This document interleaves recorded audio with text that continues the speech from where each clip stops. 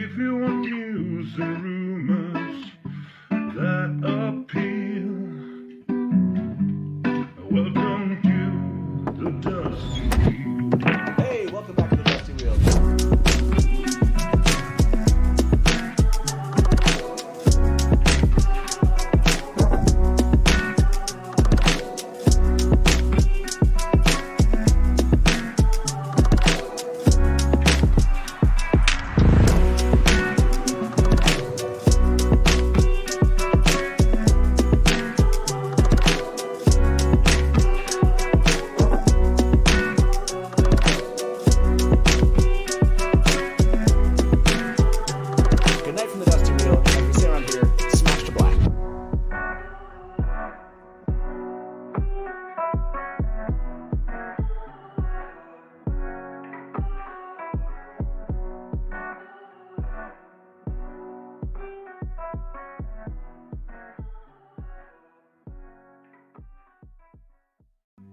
If you want news and rumors that appeal,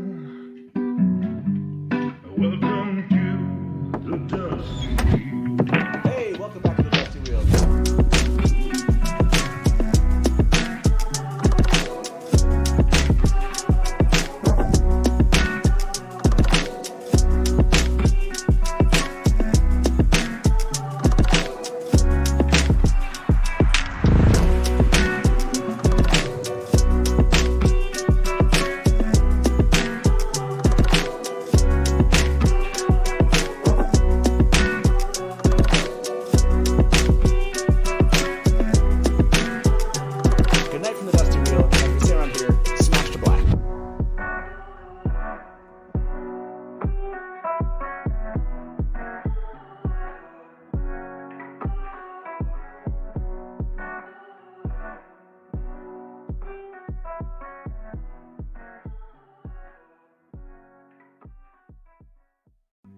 If you want news and rumors that appeal,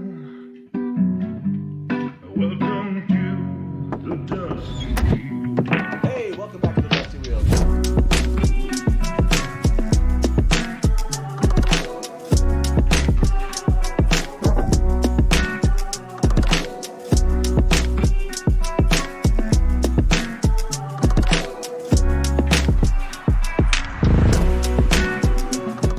Hey, welcome back to the Dusty Wheel. I'm your host, the Innkeeper, and this is our live call and talk show all about the Wheel of Time. And tonight, as it says here, we're talking Season 2 changes. We'll be talking about some of the news that came out, some clips about Season 2 that we've been dropped for the last couple days. It feels like we're getting something new every day. And maybe more importantly than everything else we'll talk about is the idea that we have a character named Seline in Season 2, and that we found out the profession of this character, which I think was really funny, and something we should cover here immediately. So to do that with me is my wonderful guest. Welcome, everyone, to the Dusty Wheel, Joe O'Hara. How you doing? Hi. Hi. Hey, Matt. Hi. Hello. Hello. Hello. Welcome. It's been a while. When was the last time? Yeah, it's been a while. When was the last time you were here? I can't remember. Goodness, I don't know. Last year? Was it last year? Yeah, I think so. By the way, how's Twatcast been? We're having fun, as we always do, you know? How long has it been now? It's our job, man. I know, but how long has it been? Like, I feel like you passed 10 years a long time ago. Like, Yeah, it's more than 10. I think 12. 12 years. Maybe going on 13. Maybe we're in 13. I feel like you guys are like basically like the grandfathers of Wheel of Time podcast at this point. Like, is there any other longer running Wheel of Time podcast? Not even close. Like that, yeah. I think there was only Fourth Age when we started, and they stopped about a year or two into us doing it. We just killed them slowly. Well, that's good. I mean, if I remember with our highbrow entertainment content. If you all have never watched Twatcast, you should. I've been on Twatcast at least, I think, like two or three times. Something like that. At least, yeah. Three times maybe. I don't know. Those are always a blast. And then when we've had all of you on, I always get recommendations afterwards. I always get some DMs like, who are those guys? Yeah. I always forget to tell people like go watch some Twatcast before I have them. Get I mean, yeah, absolutely go watch Twatcast. Settle in. It's a fun time. Settle in. So I showed you this image right before we begin, and we have to cover this. Everyone was kind of like, why isn't the Innkeeper talking about the other Innkeeper now in season 2 of the Wheel of Time TV series? It's pretty important. Yeah, I mean, I am a fan of this character. That's for sure. Yeah. People know this about me. I thought this was really funny, and so I had to bring this up. We read here, a fiery, independent woman working as an innkeeper in the Foregate, the poorest part of the wealthy city of Cairhien. She lives for the moment, which is such a funny, forming a no-strings attached relationship with Rand. So you said this was about like the first time you had seen this. What is your reaction to that? I had not seen that, no, yeah. Is this yeah, tell me. Give me your, react, Joe. What can you say about that? How are you feeling? First of all, it's just, friends with benefits. That's awesome. Good job, Rand. She's a very attractive woman. So, congratulations. Also, Lanfear, it's Seline. So, but is this to you? The good point. Everyone sees full book spoilers here on the side of the screen. Let me just remind everybody in chat and on the show tonight, we're talking changes from the book to the TV show. Yeah, so that's clear. So it's a good thing. That's what we do on our show, by the way. We're gonna don't come watch us if you haven't read all the books. Yeah, exactly. Good point. We constantly say stuff from the books. So definitely full book spoilers tonight, everybody. Yeah, Lanfear, Seline, Innkeeper. So, yeah. Can you imagine? So, do you like the choice? So, I think it's a fun way for them to meet. Like, I get it, sort of. Like he's going to stay in lieu of Portal Stone Worlds. Okay. Yeah, like as compared to meeting like in a mirror world, Foregate of Cairhien. What's your first reaction? Are you like, no, give me the mirror world version, or maybe an Innkeeper in Cairhien's gonna actually, aside from the flickers, the Portal Stone Worlds that was sort of just a means to an end to get him from one place to another quickly. Right. You know what I mean? So it's not super necessary. I don't know. As long as Seline / Lanfear has just immediately murdered somebody and like stuffed their body under the back of the, and then been like, I'm the Innkeeper here. Like, then I buy it. But if she's like just been hanging out for a little while, like that seems a little odd, By the way, he's a little out of character. Hybrid Havoc said this feels like a mirror world. Yeah. The idea that in a different world, a different version of this is a mirror world. Rand would have just met Seline as an Innkeeper. I like the idea of the introduction of her. Like you're saying, like it should not be like everyone knows her name and everyone. Oh, but it could be, right? Yeah, like, there could be compulsion. Like she could just have like the entire inn compelled, right? Like people are showing up. Compulsed. Yeah. I asked everybody because she's just tucking the real Innkeeper under the bar, right as Moraine walks in. Like, this is totally normal. Let's be honest, the real Innkeeper would be working for her at the bar, right? Oh, that's true. Like that, she's not going to do any actual work. That person's mopping. That's another reason this feels weird. Yeah, like actually seeing her do work would be hard to believe because I'm trying to think of all I'm trying to think of all the masks that she had, and did any of them actually like do work? Not at all. If anything, she dropped like a handkerchief and she'd be like, Rand, can you get that for me? And he's like 20 feet away. She's like, it's right there. Yeah.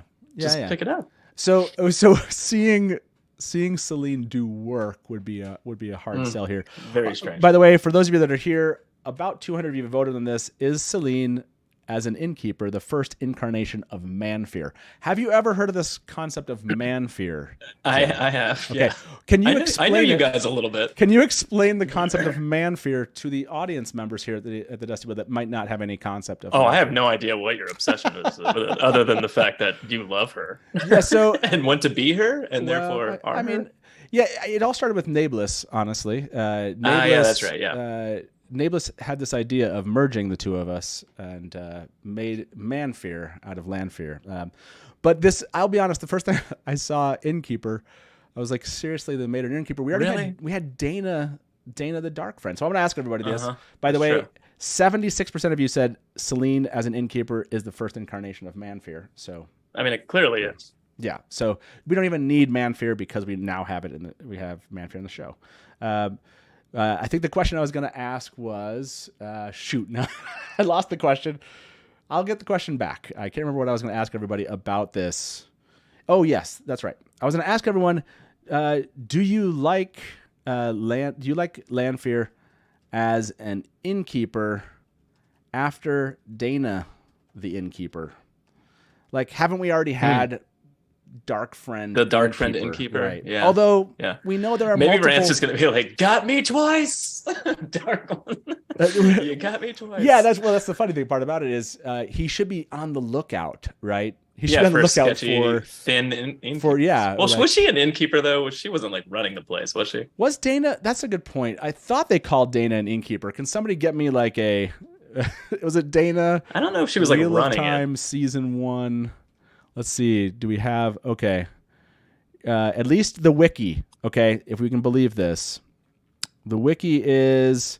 It just says character. Let me see. It's going to be in here somewhere. Character. Yeah. Dana. Yeah, it says she eventually took over the Four Kings Inn as its innkeeper. So we have Darkfriend as innkeeper at this point, and Rand is already. And it was a woman. Run-in. Yes, exactly. I mean, you could have left it Samwell Hake, and then it would have been as bad. Sure, right. Like you, that wouldn't have been as obvious. Which honestly, I like the Brainspring Four Kings Inn innkeeper. That's like that was in my opinion, a great adaptation, right, of that whole scenario. By the way, thank you very much, Miscellaneous. Innkeeper Lanfear is a how do you do this? To you, Innkeeper Hatch, I believe it. This is the creator's love note to you. So I will ask everyone that. Do they actually believe the writers purposely made this character into an innkeeper because of me? That would be hilarious. Well, we all know they watch your show and love you, so probably. Do you like Lanfear as an innkeeper? This surprises me. After Dana the Innkeeper, so far about 130 of you vote on this. 62% right now are yes. I thought it was going to be fewer than that. Like, I guess there are multiple innkeepers in the books that are... Yeah, that are it's evil, not that right? weird. It's not. I think it's just the fact that we're like season 1, season 2, and Rand already like escaped one, and now think of it from just the show audience's perspective. Like they're going to be like, "What? Seriously?" Yeah, like you. But maybe we don't find out for a while, so maybe it's not because it won't be like in that episode turn. I assume That's a good question. Like, how soon do you think that? I feel like she's going to string him along the whole season almost. Probably, no, but if not longer. Do you think we'll ever? I mean, because again, she doesn't have to show up. She doesn't have to become Lanfear. As in, like, she could. And whether or not she shows up as a different face as Lanfear, so would Rand even know? Do you believe that Rand's going to find out Seline is a Forsaken in season 2? Do you think? Do you think that Rand? I don't know. I think there's a strong discover... possibility. Okay. She won't. Well, he won't figure that out for this whole season. There's a possibility of that. So yeah, they could not reveal it, right? And instead of just making it this kind of like we're making her innkeeper for one episode and then not, So yeah, that seems not gonna. That seems like that's not gonna be the case. Okay, so I'm gonna ask everyone that. About 150 of you have voted on this one. Do you like Lanfear as an innkeeper after Dana the Innkeeper? Kind of surprised. I didn't think there'd be as many of you that like this, but it's about a 60-40, yes or no. So okay. Like I was caught off guard again. It's like I've been saying. I guess I trust them, and I assume your audience does as well, to like make the right amount of changes and necessary differences to make it make sense to do that again. Well, I guess they just like embedded, and it's not as. Remember how quick it was with Dana? It was like, hey, nice to meet you. I'm a Darkfriend. Also, I'm gonna kill you. Yeah, you're exactly. like, oh shit. Okay. This is a good question. Why are you locking the door? People keep on saying this. Yeah. Well, I don't think he's going to ask that question from what I get here. A no strings attached relationship with Rand. Please lock the door, something like that. He's going to be like, he's going to be locking the door. Is like, whoa? Is her in the Dusty Wheel? Let's ask everybody that. That'd be great. Selene's in? Well, then we'd know for a fact. The Dusty Wheel, or a name with an homage to it. Or will it have? People love when I ask two questions. It's in the Dusty Wheel. We'll just ask that. Is it this or that? Yes or no? Well, I don't know. They love it when I say like, is it one of these three things, and then yes or no is the answer. Yeah. Look, I didn't do that. Yeah. Good job. Are you planning on being the final form Lanfear Innkeeper for season 13? Yes. If they made it to season 13. Yeah, are they making 13 seasons of this show? I really want it to be the Dusty Wheel. I don't want it. Look, the Dusty Wheel's in Camelin, and I know what you might be saying out there. You might be like, this is a Mirror World version. The Dusty Wheel is actually in Kyrian in this one. Yeah. It would be so on the nose for me that I would just it would be like really weird. Yeah, it'd be too much. Yeah. Like if there was like I don't know, if they had a wheel in it or something, or some again, like the broken wheel. Yes, right. If they did like exactly something where you're like, okay, that's secretly Darkfriend Dusty Wheel. Yeah, that's the I like that. Thank you, Knuckles. The 9-horse hack. He's been holding on to that. Yeah, he's been holding on to that one for a while, just waiting. He's like, I've got this ace card. Just wait. That was good. What's probably happened is that's probably shown up in chat a couple times, and I just didn't see it. Yeah. I was like, I'm using this until he notices it. I'm just gonna keep it going. Okay, so this one, people are a little bit more suspect of this. I agree. I would have said no. Is Selene's in the Dusty Wheel? It's about a 50-50 it's a no. We'll let that one go here. I like this from, Rob is always on top of the news. Lanfear down. Lovely job. Forsaken takes job as skinny innkeeper, right? Kyrian's new inn, the Daughter of the Night, gets mysterious 27 Zaga rating. Rob always, I'm like, how could you sit down? And he's just, like, I remember the stuff. He just immediately comes up with like 7 good jokes and then just peppers them in. I don't know. So good. Great job. I remember this stuff early on, like when a long time ago. When did you get online talking about the Wheel of Time? When was your first, like? So, I mean, we've only been a YouTube channel for like 2 years now. No, but like when did you start like outside? Before the podcast. Before the podcast. Like, where did you end up? Were you talking to fans? Remind me. No, I never really did the chat message boards and stuff like that. I would just talk with my brother about it all the time, which is why we made the podcast together. So, I mean, like, it was really just like we read the books. So we always had like a sounding board off each other. Okay. To discuss theories and stuff. That's cool. Like, it didn't you weren't online. You were like, I'm going to do something. You guys just were like, hey, let's just. Cool. I don't think I realized that. I thought. I mean, I had a few friends as well. I mean, like, obviously Jono later, we met Jono and we became friends with him as well. But I mean, like, and then of course figured out that he read those books also. But I've had friends over the years where, one of them even said a random thing from the book, and I've been friends with them before that. But I would be like, "That's Wheel of Time, isn't it?" And they'd be like, "Oh my god, you read them too," like kind of thing. So like, we had like a group of people that read the books. That we'd all chat. That's Wheel of Time, isn't it? Yes. By the way, where'd it go? Is it Rand's? Is it her inn that Rand burns down? That's a great question. I don't know if you've seen some of the trailer where like Rand think it's is gonna like, be. His fire coming out of his hands. Yeah. I think he's going to lose control and not be able to stop himself. I'm going to end this poll, by the way. 150 of you or so voted on this. Is Selene's in the Dusty Wheel? It's like a 53, 47. What do you think about this change? The when we first meet Rand and Seline, it's a little creepy because Rand seems a little young and she's just kind of like, I mean, I guess she's kind of having this effect on a lot of people, right? She has this glamour effect of sorts, whether or not you want to give it a Ter'angreal, we broke that down in an episode recently if people are interested in that. But certainly, like, she was trying to get in his good graces and beyond his good graces. You know what I'm saying? Like, he was... of course. So this no strings attached relationship with Rand, I remember, doesn't Moraine write in a letter? Is it like a letter she leaves for Rand after she goes through where she talks about kind of like this was the only way to save him. Otherwise, like, she saw like future him just kind of basically attached falling to for him. Lanfear. Yeah, falling for her and like just kind of like basically in maybe a strings attached relationship with Rand or with Lanfear. So do you like this idea that they're almost, it feels to me like they're pulling from that a little bit and playing with that? I think so. I think in this. The one thing that I've noticed not a lot of people talking about specifically in terms of like book 2 and where Rand is at the end of the season 1 is like he spends time with Lan kind of as a mentor, like learning from the sword, learning how to be a man, learning how to like, cat crosses the courtyard, so to, to meet Suan kind of thing.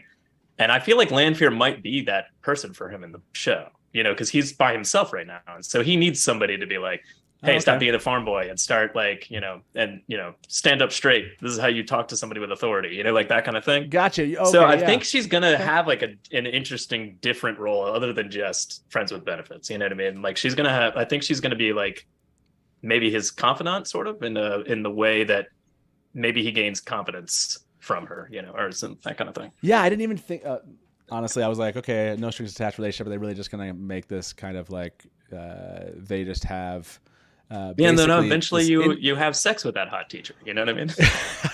You're like, but you learn a lot. It's not wrong. I asked everybody about the burning down the inn. I saw somebody in chat ask, we'll go back to this. Yes, Seline is going to be an innkeeper in the 4 game. A fiery independent woman. This is some of these descriptions are hilarious. Fiery independent woman.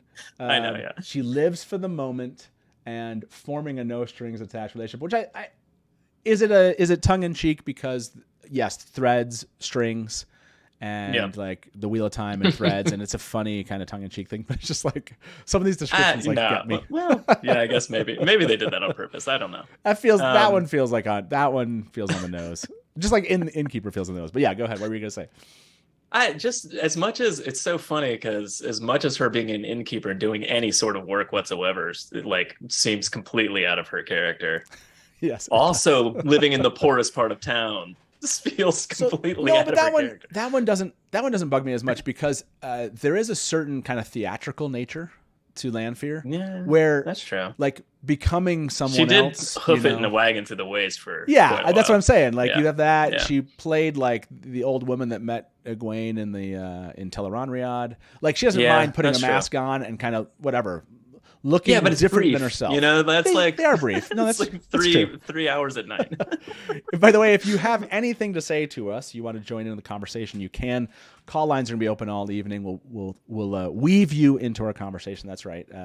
1-313-825-5968. That's 1-313-825-5968. You can give us a call, and if you have a comment about Seline or other changes that you know are coming or anticipate are coming.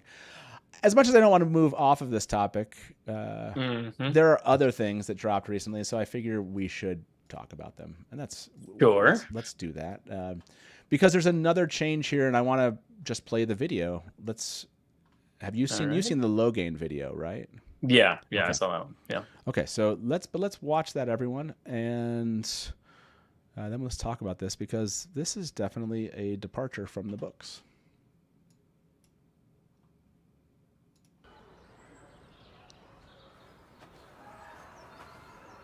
How long are you going to wait? I'm sorry? Before you ask me what you want to ask me. A few days? A few weeks? Must have taken you months to work your way in here. You're more patient than I am. I don't know what you're talking about. Don't lie to me, boy.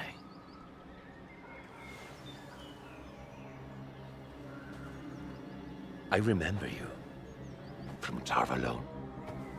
You watched those women parade me through the streets like an animal. You must be confused. Nah. I can see it. When another man can channel, there's a glow. And yours was brighter than any I've ever seen. I'll never forget looking up and seeing you sitting on that wall. I knew you'd shake the world. Caged as I was, I couldn't help laughing. And here you are now, all these months later, all these miles away. So ask me what you came here for.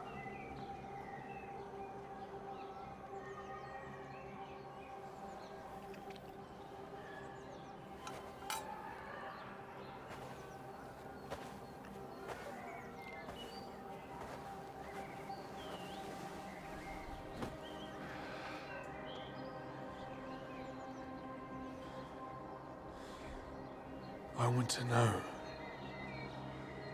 how to control it.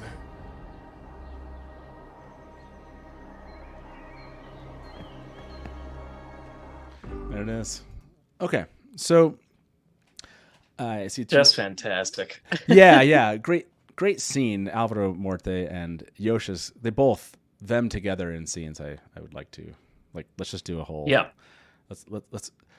I can't wait till we get there. I hope we get there. Yeah. Can we have just like 3 extra episodes just tacked on of just them hanging out? Yeah, exactly. I love Logain Lebowski will always be my favorite. So does Rand burn down Selene's inn? By the way, 80% of you think so. I'm going to ask everyone before we move on here. I'm going to put this poll in here. What you think about? Do you like the changes to Seline so far? To Seline as compared to the book. There we go. Cool. So let's ask him more of that. Then I want to move on to this one. This was a big change in season 1 that they focused on Logain, which I thought was smart. I don't know that the execution of that, like, there was something about it wasn't big enough, if that makes sense. Like the whole army, the army coming to him, but his part in it was when he was in the cave itself. That part I really thought was done well. Yeah, the cave was great. Him getting the army was cool. I don't. The streets of Tarvalon didn't seem like wide enough or large enough. I felt like there should just be more people. More people in general. Yeah, right. Yeah, like, but. It was cool to see, like, okay, we're going to get this parading scene. Rand's watching him. That was one of those where I was like, okay, cool. Like, they took this. Moraine early on says, we're going to take you to Tarvalon. But then they end up in Camelin. You know what I mean? And then they're like, go to the Eye of the World. So since they chose not to go to Camelin, they end up in Tarvalon. I was like, okay, that's good. Give us the parading in Tarvalon. You still have Logain. You see Logain. Okay. He eventually got there in the books anyway. You know what I mean? Like, it makes sense. No, but the parade eventually made its way to Tarvalon. Exactly. But this is like another change. They have this kind of idea, I think, of like a sanatorium or like I don't know how they're going to execute that, like in the show. So is it? So it seems like it's kind of a scene at this point. Check yourself in kind of thing. Yeah, but like maybe Rand goes there for guidance. Okay. Yeah. Because he talks. I think Yosha talks about I think he talks about that in some interviews. Like he's mentioned it. I don't know how much or what details he's given. I haven't watched all the interviews, but he's definitely mentioned it. But it's like, why is Logain there? That's the part that I still go like, okay, what's? It does seem odd that they turned him loose. Yeah, that doesn't make any sense. Like, he escaped them and then he just went there. Like, I don't think he escaped. I think they're just like, and you're done. Because I feel like this has to be Kyrian. The theory out there was that Swan brought him with. I still actually believe that theory, as in I still believe that he. That makes a lot of sense, because what was her sentence for him in season 1? I forget. Like, ooh, like what did she say? She was like, oh yeah, because she basically is like, you're in jail forever. See you later. Kind of thing. Like, didn't she say something like that? Yeah. If somebody either can like clip that out and send it to me, or if you have what was her sentencing for him in season 1? Because I can't remember her exact she this says, is what's going to happen to you now. She says kind something like that, and I just don't. I don't know, because it's caught up with Leandrin and Moraine, and their whole thing. So I kind of forget what they were saying to Logain in the moment, but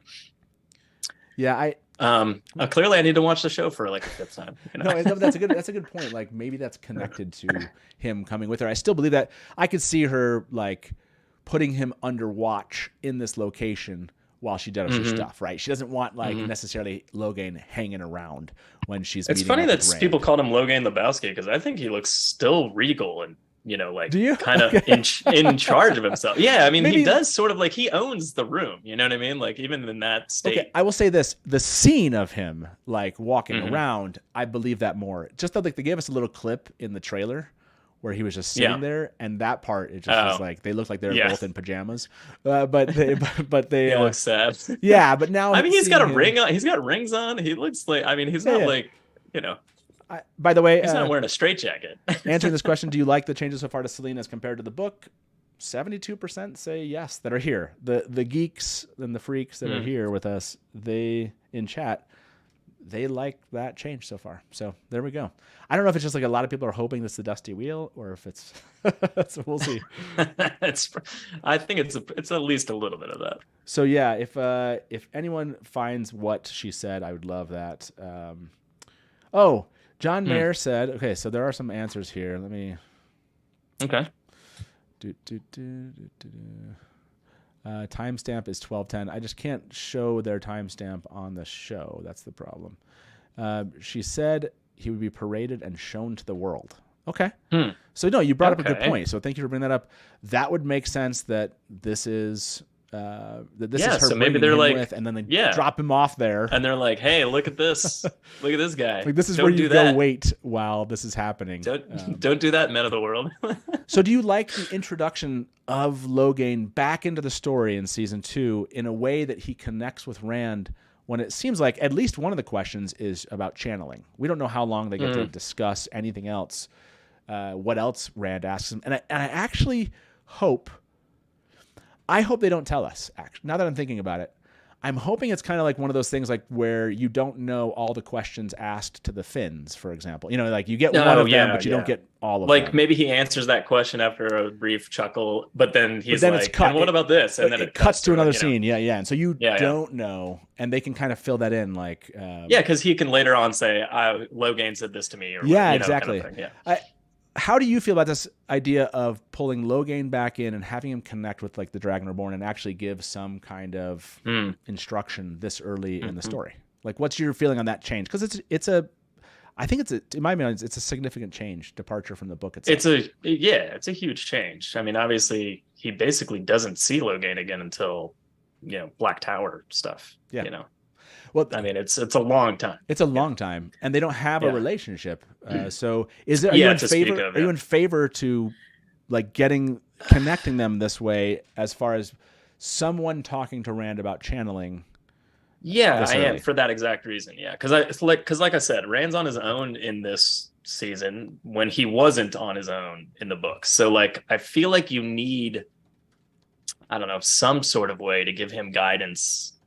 This early on in his like time alone, where whereas he was at the Shinerians or Perrin or whatever's going on with the rest of them, kind of thing. It might be a different scenario if he had spent time in Fal Dara with Moraine for a little longer, that kind of thing. Like he just has none of that in this season, so you got to have some way of like setting him on the right path. And why not Logain? Like it's kind of a fun way to look at it, like they're being the guy that can't channel anymore and knows Rand can, and just like laughing about how long he's taking to like work up the courage to come talk and come in and talk to him, kind of thing. It's good. By the way, I saw Noman Garden and Chaz said until Black Tower stuff when Logain was ignored. Exactly. But he talked to him. No, but let's be honest. For like a minute. The book Logain, I'm going to say this, and people I think know, the book Logain sucked. Let's just accept. Yeah, I mean, not. Book Logain was. He's kind of in the list of Gawain characters for me. It's just like wow. It's just like assuming you hate Gawain as much as everyone. Look, what I mean is like they're just doing stuff, but it's just so irritating. It's like irritating, and they're not in any way like you remember the whole like idea that maybe Logain was going to be he who follows after, and he was going to I see some glory, and you're like, cool, what's this going to be? It still is like, and it's kind of nothing. Jack crap. I don't feel like we got a very good answer to that. I mean, not to say bad things about Branzo Sanzo, but like he could have done more with that character and less with, say, Andrel and Pavara, who were kind of like thrust into the limelight for kind of no reason. I think he could have. Well, honestly, I think he could have done more. Regardless, like I think more, but that might have been one of those, and I don't know if people have asked Brandon about Logain in particular. That would be a fun question. By the way, they're all pointing out this quote. You will live out your days watched and studied, never free, until you lose yourself entirely to the madness. Watched and studied. Okay, so I wonder if they're leading us to believe they're like never free though. So it does indicate that they're maybe with him, and he's not just like in some sanatorium by himself, like with no Aes Sedai around. Yeah. I didn't think that was going to be the case, and so I don't know that I much would have preferred if she brought him versus like we're to believe that the false dragon was just sent off into this. Maybe that's not. How do you feel about that? Like, okay, he was just sent away, and he's under guard, but he's sent away to this sanatorium or whatever it is. I don't know. It doesn't seem like they would do that. It seems like a bad decision. It does seem like for a variety of reasons, but it does. It's like that whole he had an army behind him. He still had an army. Just because he can't channel anymore doesn't mean he couldn't bring, raise them back up and been Yeah. And maybe, through theatrics, fake that he can still channel or something. Right. I mean, you could. There's a million things you could do to I don't know. Gain power again. Okay. Well, when you had all that power to begin with. We're gonna have to wait till the show shows us this. I'm gonna bring our first caller in. About 160 have voted this. Do you like the change where Logain is interacting with Rand this early on? 96%. 96%. They've consistently gotten this right, from what I can tell, with most fans. There's always there's always a group of fans that are gonna no. Give me exactly. Never. Tom hates everything. Every change in the there's show. Gonna be, but most fans have said, "Oh, I like the idea of introducing Logain." This is a consistent point, and maybe why they did include him, because they were like, "This is a winning adaptation change. Let's dig into it even more." And maybe this was always their plan, but I agree. I think it seemed like they were kind of saying they were going to use him more, even past season 1, when they were mentioning it back in season 1. It seemed like the way they were talking about him, felt like they had more planned for him. I did not. This one caught me off guard, and I'm actually really excited that it did, because I love the surprising nature of seeing him in a scene. I hope it's obviously not going to be the last. I really hope they get much further, just so we can see Rand and Logain together again. Let's bring our first caller into the show. Hey, welcome to the Dusty Wheel. Who's this? Great Innkeeper, as always. I raise my glass. Norm, to you, sir. man. Cheers, sir. Cheers, Jeff. What's up? Raise my glass to you and everyone in chat. What's up? Yeah. What's up, Norm? How you doing, man? So we are in the final week. Before the series drops here, for the first 3 episodes at least. And we've talked the Seline as an Innkeeper change. We're coming to the end of the discussion of Logain changes. Norm, where are you at do you like what they're doing with Logain from season 1 through season 2 so far, what you've seen? Let me just say this. First off, Matt, shame on you for saying that Logain is at the levels of suckness to Gaul. He's on a list. I said he's on a list. I didn't say they were right next to each other on the list. Yeah. Really though? Okay. See, okay. Anywho, see, you dropped a peg there, buddy. Anywho. But in all seriousness, I do. I liked both scenes, and I thought it was pretty cool. I can't wait to see this season more than last season, because you didn't have the COVID scare, and you got everything going and everything. So they have the budget, and they did everything right, I think. So. And so I'm looking forward to it, and I'm wondering. I'll ask you guys this question. Remember a couple of weeks ago when you were doing the interview with Yosha, and he was mentioning that there was a 1-for-1 scene that was very close to the book, and I'm wondering if that was that Nynaeve scene that we got a glimpse of. That was that 1-for-1, because it was very close, if not even to the books. So you're talking about the answer that he gave in the question I asked him, or is it a different interview that he did? No, I think it was the one that you asked him. So he said, because he goes, I have one, but I can't tell you. So yeah, I do wonder, because the Nynaeve one, I mean, okay, you brought it up. Let's watch it. I asked a question by the way, in chat for everyone. Are you more excited for season 2 than you were for season 1?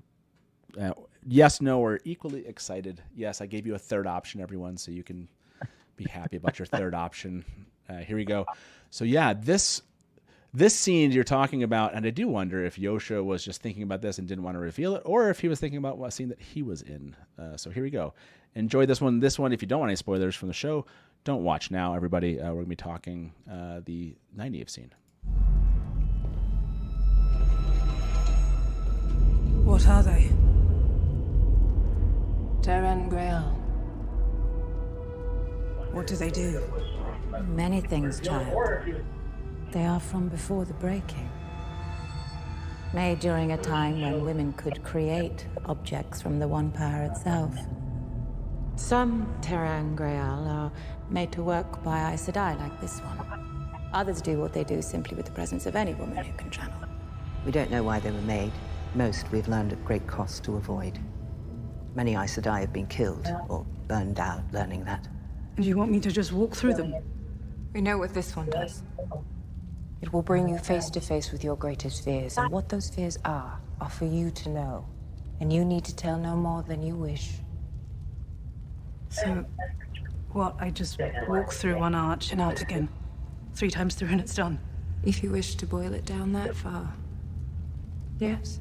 2 things we will tell you now that no woman hears until she's in this room.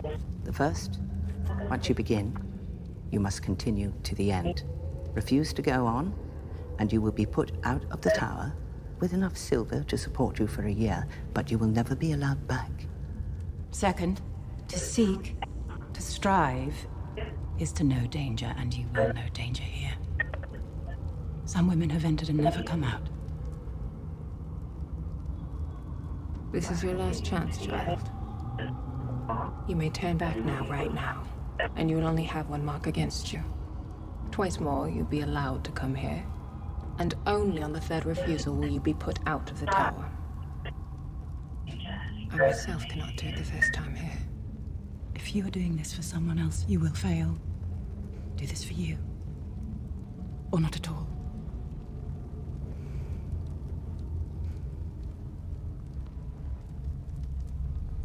I'm ready. We got a little bit of your background noise, Norm, too, which was kind of cool. It made the clip like really unique. It was just like Norm's. It was like Norm's TV, like adding to it. Like people were like, "Is this like an Age of Legends kind of like disturbance or something?" So. Sorry, my bad. My bad. I didn't think you guys were gonna hear that. I was just watching it at the same time, so sorry. It's just colorful backgrounds. You know? That's right. It was just adding a little bit of texture to the scene. That's all. That scene is those noises really were close coming to the books. Those noises were coming out through the Ter'angreal. Like she could hear it. That's what was happening there. She's like, "Is there a phone call happening?" No, that scene is close to the books, right? So that is like yeah. That's not even one of the groupings I would call changes. Yes, different people say different things. It's not the exact wording, but that was really.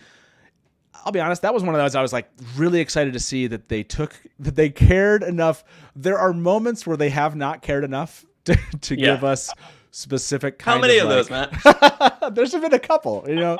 How many of those moments? But this one was such an important one in this book, and to have this kind of, just so well crafted. Do you have any idea of why like 2 of the arches are like destroyed?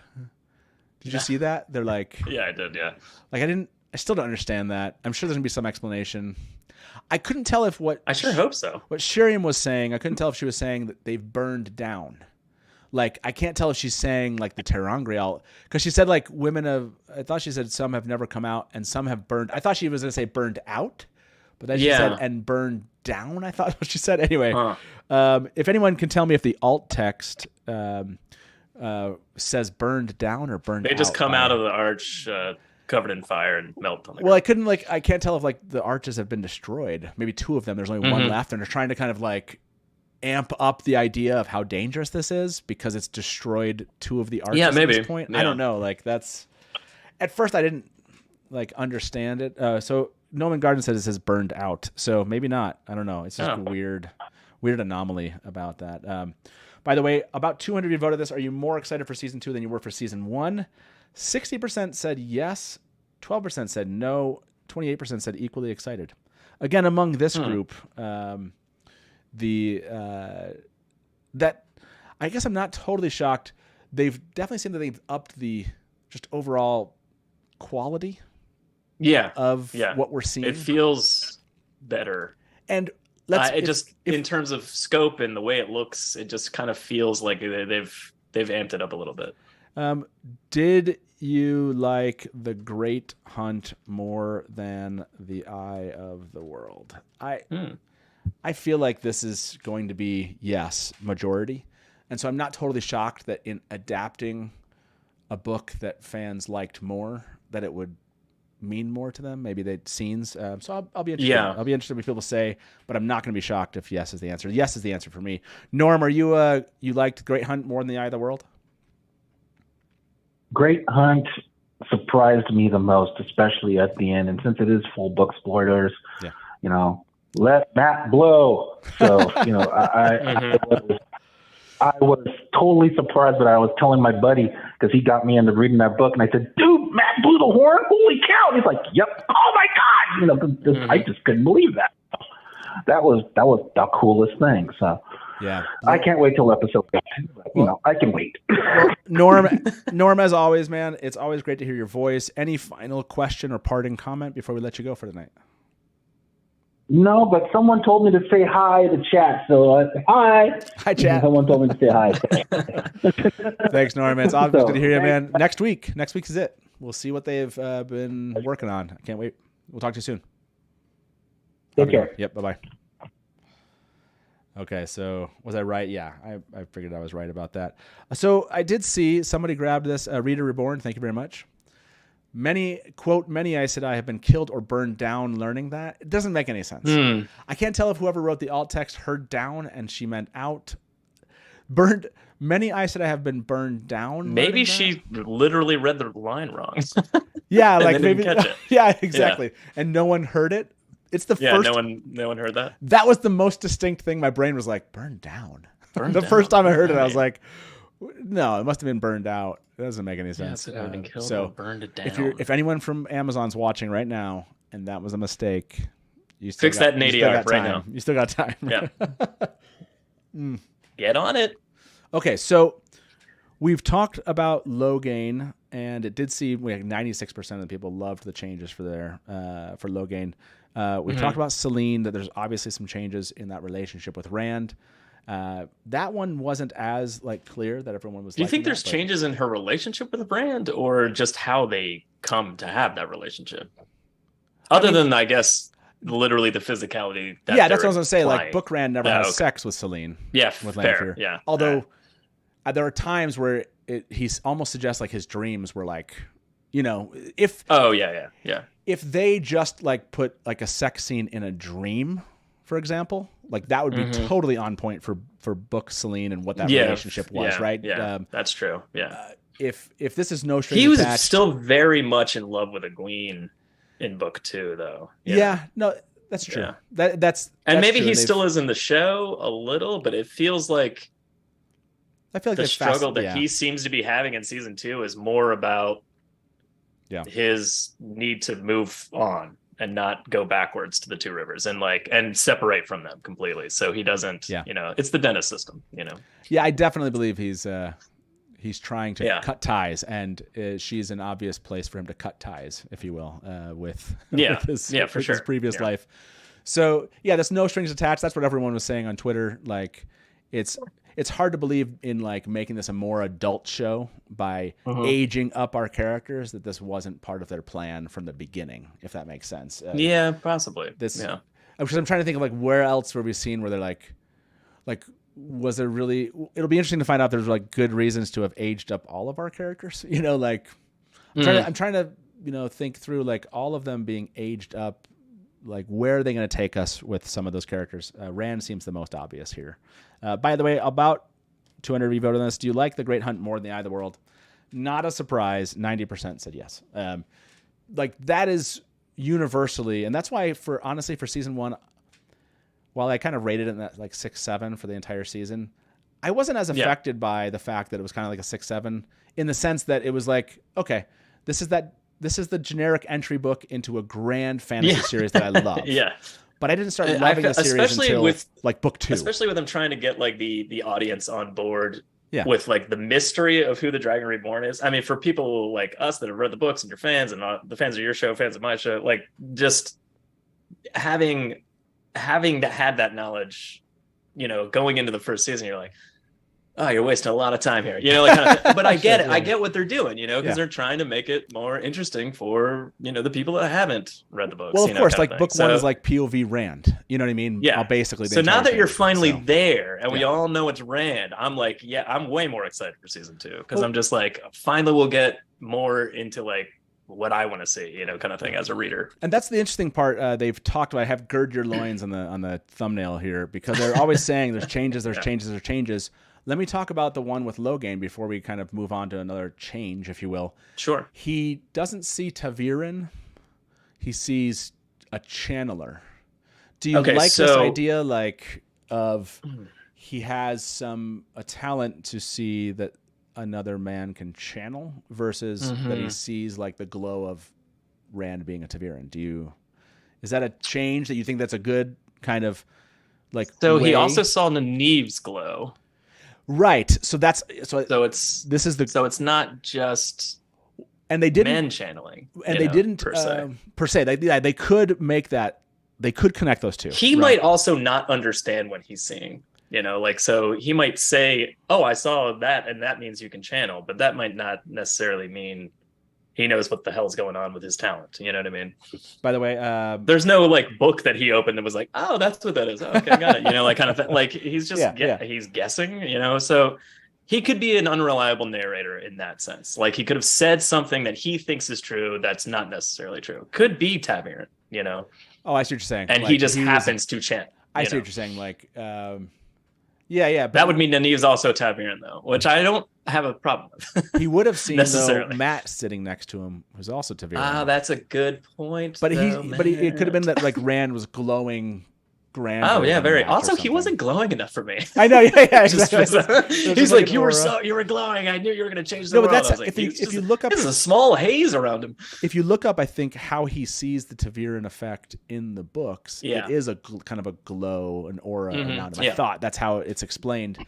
So this one I thought was interesting, but people pointed this out. He's been gentled. And technically, this is one of those metaphysics things. But that's like it's a talent that's separate from his ability to channel necessarily. But seeing ta'veren, I think Jordan has mentioned that is supposed to be like a talent that's connected to channeling. Yeah, kind of like the wolves or anything else. But that's weird. No, but he talks about losing some ability. I think he might even specifically say that they would lose the ability to see ta'veren if they couldn't channel. Anyways, it's a small thing. And when you mean by small thing, you can have talents that are not capital T, lowercase t, I don't care, that are not tied to channeling. So obviously this could be a talent not tied to channeling. It was just one of those, again, one of those like little nuanced conversations you get into. Well, he also doesn't say that he's seeing it currently. He references, oh no, you're right. He was already gentled. Never mind. I was like, wait a minute. No, that doesn't work. Like Nerdy Guns, same. I needed more glow, right? Yeah, we needed more glow. Let's see if our next caller has any comment on glowing Rand, and if Rand needed more of a glow. Rand needed more glow. Hey, welcome 100%. To the Dusty Wheel. Who's this? Hey, it's Andrew. Andrew, welcome. So Andrew, we haven't gotten like to a ton of changes. We've been like digging into Logain and the discussion of Seline. No, I think there is another change with Logain that I haven't seen anyone talk about in the last day or two.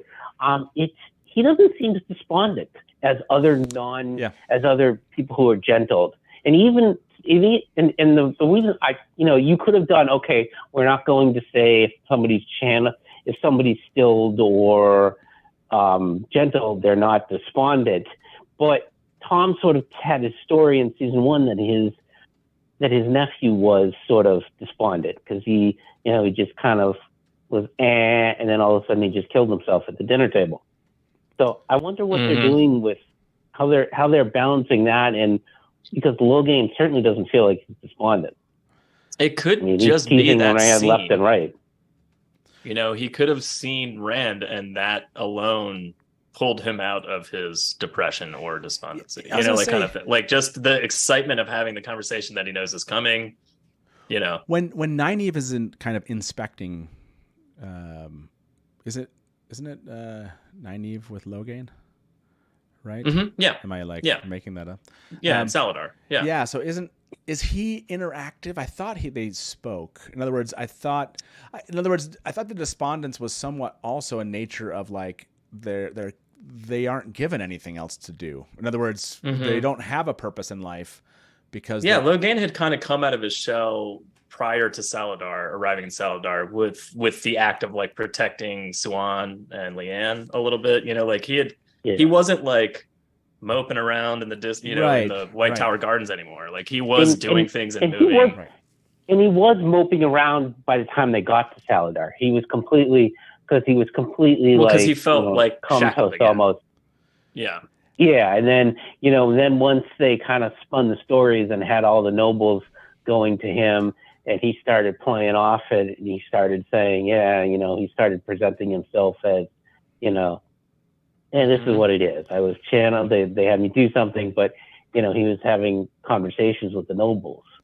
So it sort of, and who knows what. That's what I wonder. Books. Like but I mean, I don't know if that's what the show is not going. Well, I think we won't know until we see that. But at least in the scene of seeing Rand, right? Like that attitude change of like it sparked something in him, right? Yeah, for sure. So even in his portrayal, I asked everyone, like, do you prefer his portrayal or do you think he should have been more despondent? So far, it's definitely an 80-20 kind of thing for people that are voting as far as preferring his portrayal.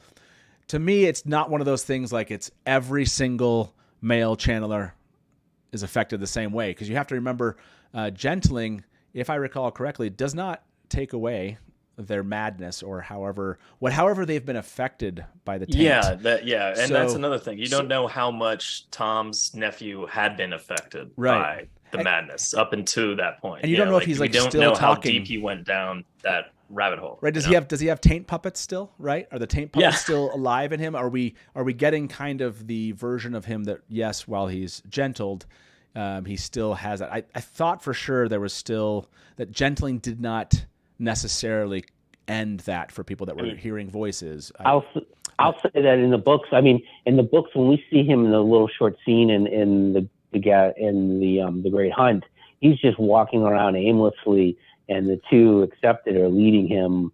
For sure. But I mean, again, that's still in the White Tower grounds, and he's still like depressed and had just been gentled, and he didn't have taint puppets. As far as we know. Well, he had it. Oh, yeah. No, and I mean, so I think that the show's going a different direction. I don't think they're going to emphasize the despondency in Tom's nephew notwithstanding. I think that they're going to play it off as it. One doesn't necessarily become despondent. They could if they feel they lose their prestige and power and sort of a normal depression, but not sort of this lack of will to live. I don't think. I just don't think the show's going there. By the way, I like this. Stinky Chicken said, taint puppets or we riot. Yeah, let's bring those back.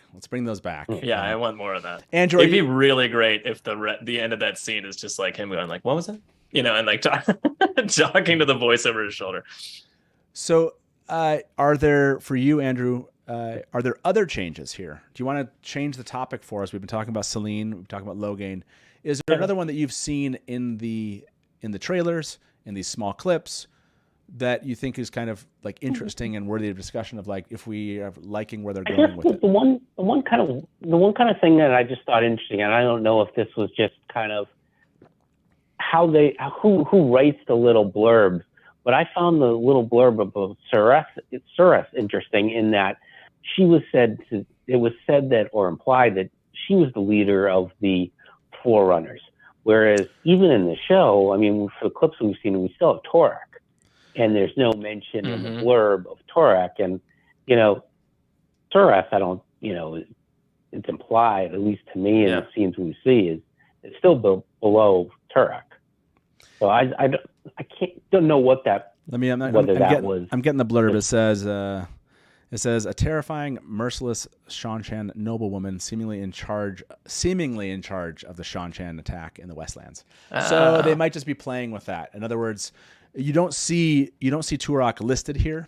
So I wonder if that's like, as in you're led to believe, and the audience is led to believe it's High Lady Suroth, and then in reality seemingly in charge, and somehow they're bringing Turok in later, and not one of the kind of core people they're mentioning here. So that the seemingly at least leaves them room. By the way, I think here what they're doing is that she's going to be a more prominent character of the two, and obviously, if they follow the books, Turek doesn't go beyond the season. But, and I think that you're going to see she's going to get more screen time than Turek. But I don't think that I think that in the show, Turek, it'll be clear to anyone once they see Turek is that he's in charge, and he will be totally. By the way, I'm going to end this one. 161 of you voted, should Logain have been more despondent, or did you prefer his particular portrayal? 70% of you preferred his particular portrayal. What do you feel? Again, I think it's a good portrayal for that scene. I do want to see him despondent. Yeah. Hopefully we do see that more than, just him like leaning back in the cage all sad until he sees Rand and starts cackling like a madman. Hopefully there's more to that. Here's the point. He seemed despondent in that cage until he saw Rand. So I think that he knows Rand is there waiting to talk to him and knows what he's doing. He's getting excited still. But that doesn't mean he's not currently most of the time depressed, and right. Yeah. Well, we haven't, by the way, gotten a clip. We shall see. We haven't gotten a clip. Yeah, we'll about this next topic that I'm going to bring up. Andrew, thank you so much for calling in, as always. You're welcome. Have a good one. Next week. Thanks, Andrew. Next week it drops, man. Looking forward to it. Looking forward to our chats that we're going to have. We'll talk to you soon. Don't mind. Okay, bye. So, Aviendha. We know Aviendha's in the show. So let me grab the. I think I grabbed the explanation we have of Aviendha. So here you go.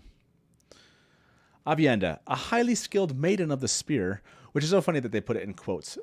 It's like, no, it's just a, anyway. Aviendha is a faithful follower of Aiel traditions. Like most of them. Sure, as all of them are. Yeah, exactly. She left the Aiel Waste in search of the Karakarn, the fabled chief of chiefs. So we haven't seen... Well, so far from the description, great. Yeah, sure, right? We haven't actually... It's hard to say...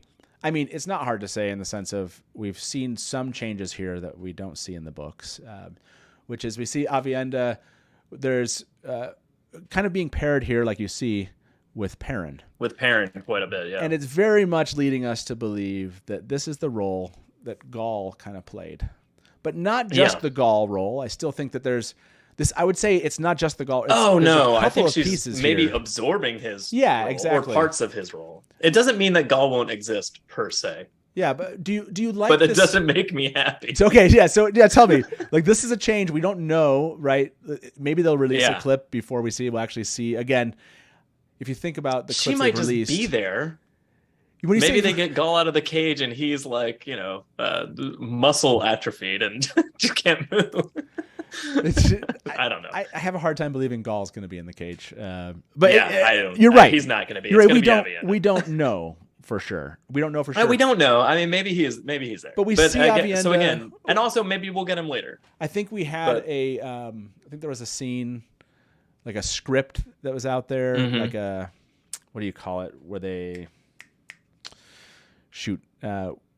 I was like, when they advertise for a role, when they audition for a role, there we go. Yes. Yeah. Like an audition script where we have reason to believe that basically Perrin and Aviendha are speaking, and like Aviendha is maybe that Perrin has. I think it was like alluded to the idea that she owed Perrin, right? Like he had done something, maybe like freed her. Some sort of debt, yeah. Maybe there's a debt there because she freed her. He freed her just like maybe Gaul. So. Using Aviendha this way and interacting with Perrin without knowing much more here, do you like this as an adaptation when it comes to introducing Aviendha into the story when you're mixing the Great Hunt with the Dragon Reborn? Because obviously you can't introduce them the way that they're introduced. You can't introduce Aviendha in the way that she was introduced. Yeah, you really can't. The Dragon Reborn. And you need Aviendha when you need Aviendha. So like it makes sense in that sense of like combining book 2 and 3 into one season and needing her to be in a certain place at a certain time. Yep. But I like as a book reader, I'm huge. I just like have weird amounts of love for Gaul that doesn't make any sense because he's barely on the screen. I was gonna say he doesn't do that much, but okay. He doesn't. It doesn't make any sense. I'm not trying to But so that's the only reason I'm just like, how dare you? But at the same time, I'm like, it makes sense. I guess this is funny. Max said, I mean, how many seasons would this show have to survive for Gaul to become a principal character? Yes.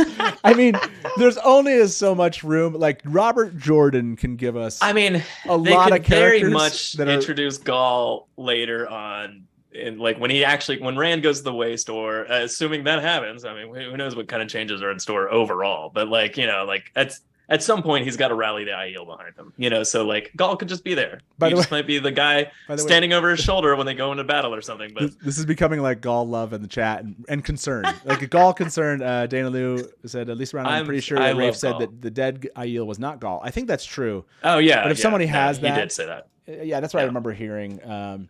So, and people are saying that right now. So, but the caged, right? You have that kind of moment where you see a caged Aiel, and then in season 2, you get a caged Aiel, but freed.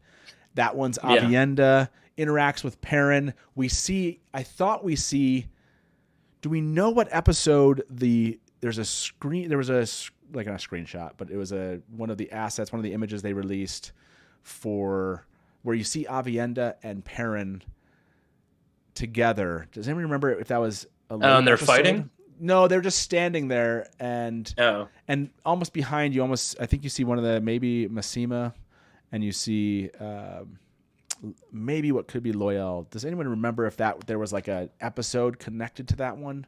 But anyway, what I'm trying to say is obviously Perrin and Aviendha, they're somewhat paired together in this season. It seems so. Yeah. And like you said, it does make sense. As in, if you're going to introduce an Aiel, it does. What's one of your who's your principal Aiel that you need to really introduce into the story? Yeah. From a relationship standpoint, it's Aviendha.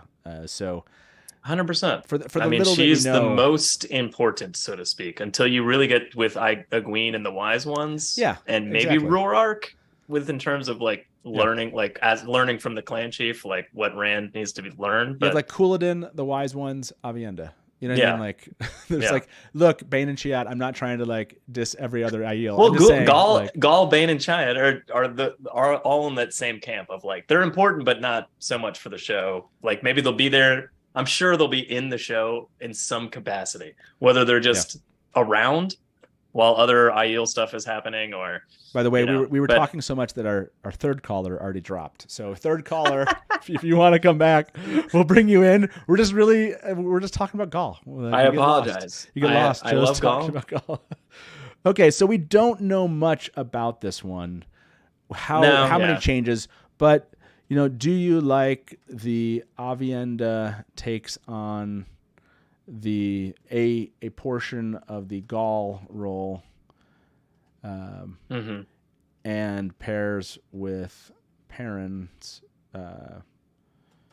pairs not in a coupling way, just they're together. Everyone chill out there. Pairs with Perrin in season they're just 2. hanging out. Do you like the Aviendha takes on a portion of Gaul role and pairs with Perrin in season 2 change? By the way, that's like really wordy. Takes on some of Gaul's role. There we go. That's going to save me some letters, everyone. I really like you live critiquing your own question. Do you like the Aviendha takes on some of Gaul's role and pairs with Perrin in season 2? Change. There we go. We will ask everybody. Look, how do you feel about it? How do you feel about Gaul in general? No, I love that kind of bromance that we have between those two characters. I just really, it's great. They're like buddy cops. Yeah, I love that. Just like, watch them hang out.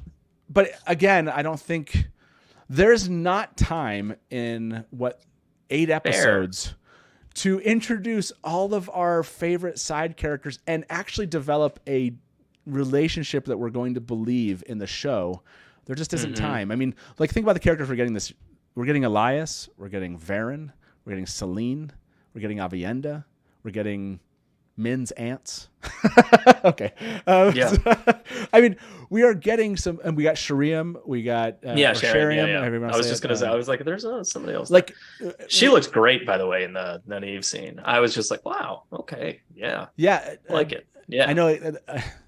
It's as fans, it's hard for us to go like, but where's this aspect of this character? I mean, Shariam like coming in.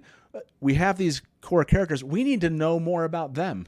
and you go, okay, do I have time for everybody's side character? You really don't. So. Yeah, no. We get Bale, right? The Bale is supposedly in season 2. So, yeah, we have. Okay. So again, we're getting a lot of characters, and you go like, some really of these... Bale instead of Rourke. You're like, really? Give me Bale, and you don't. Weird. Weird. All right. I mean, it's fine. I don't really care per se. Let me ask you something. Joel McQueen said, go ahead. Have to say you're wrong here, Innkeep. Most important Aiel was clearly Janwin. Yes, that's true. It was definitely on the list. You got to put him on the list. Fair point. Yeah. So, what's up? Yeah. What your question for you? So since this is combining 2 and 3 into one season, basically, and we know 3 is also going to spill into season. Book 3 is also going to spill into season 3. Yep. And season 2 clearly seems to be ending at Falm. Yep. Most likely. Yep. So where do you see or do you even see this happening? Are you like Stone of Tyr, the Aiel coming behind Rand? Like, do you see that happening like a mid-season finale kind of thing for season 3? So to me, you have to. Or do you feel like that's a? Yeah. No, that's a good question. Is it a skippable thing? Yeah.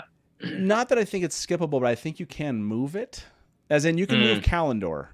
You could. You could move Callander, for example. You could move Callander to Kyrian.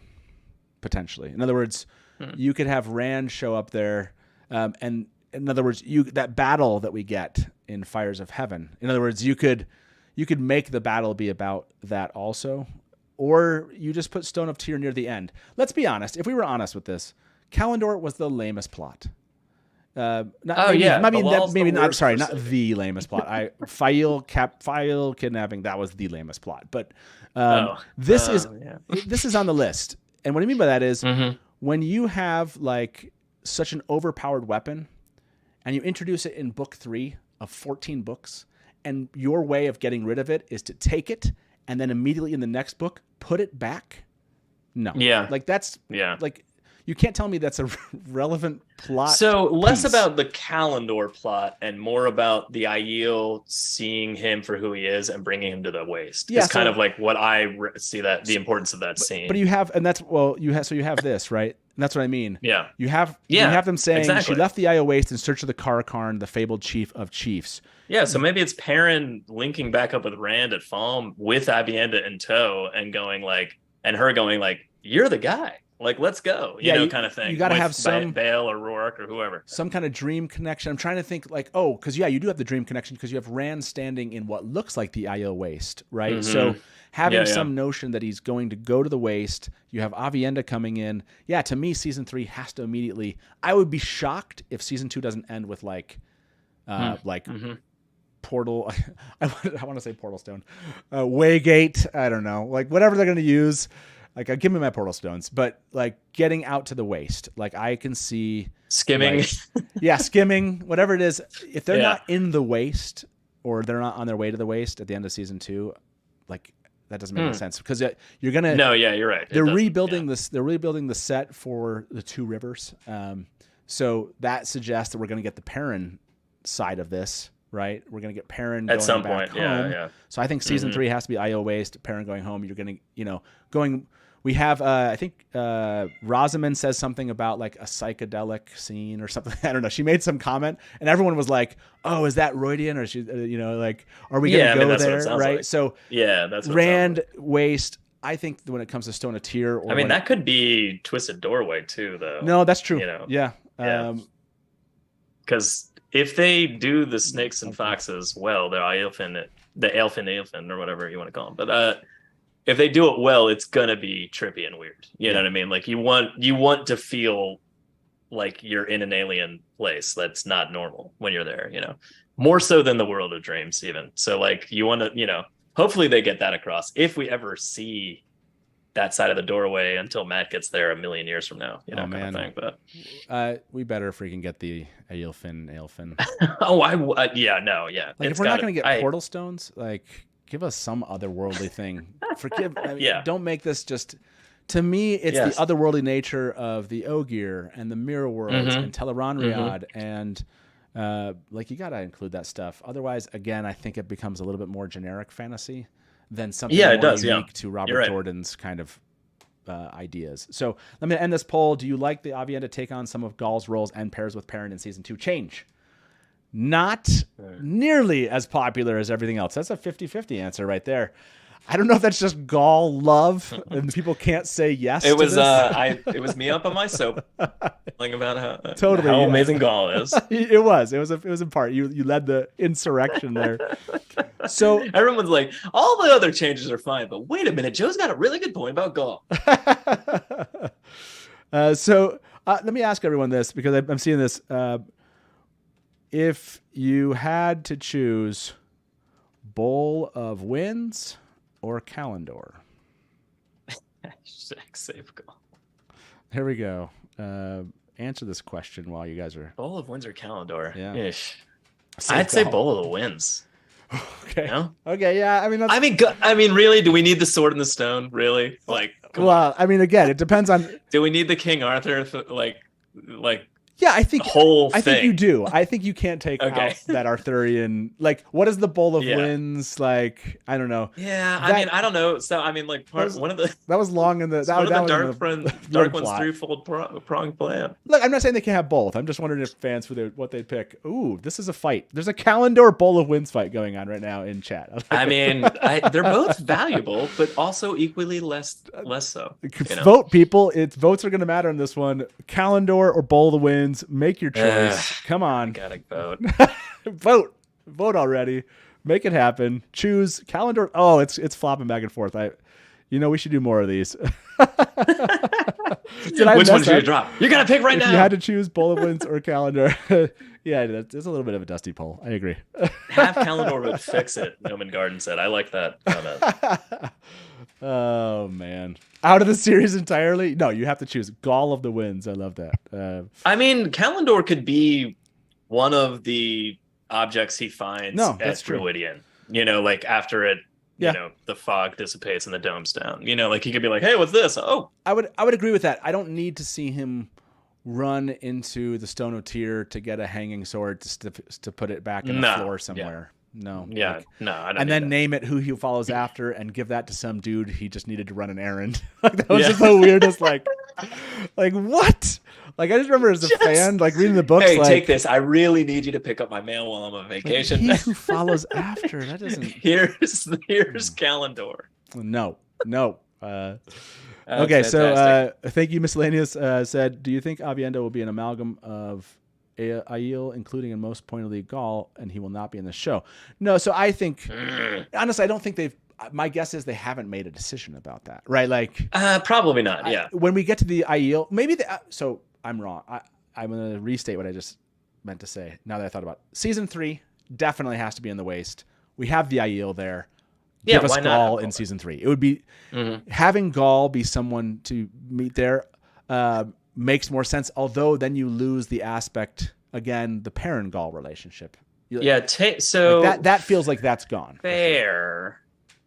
Like but again, like, is there an unnamed Aiel standing next to Rand at some point and they call him Gaul? Probably. By the way, will he be as important as he is in the books? Probably not. Look, because he's borderline completely unimportant.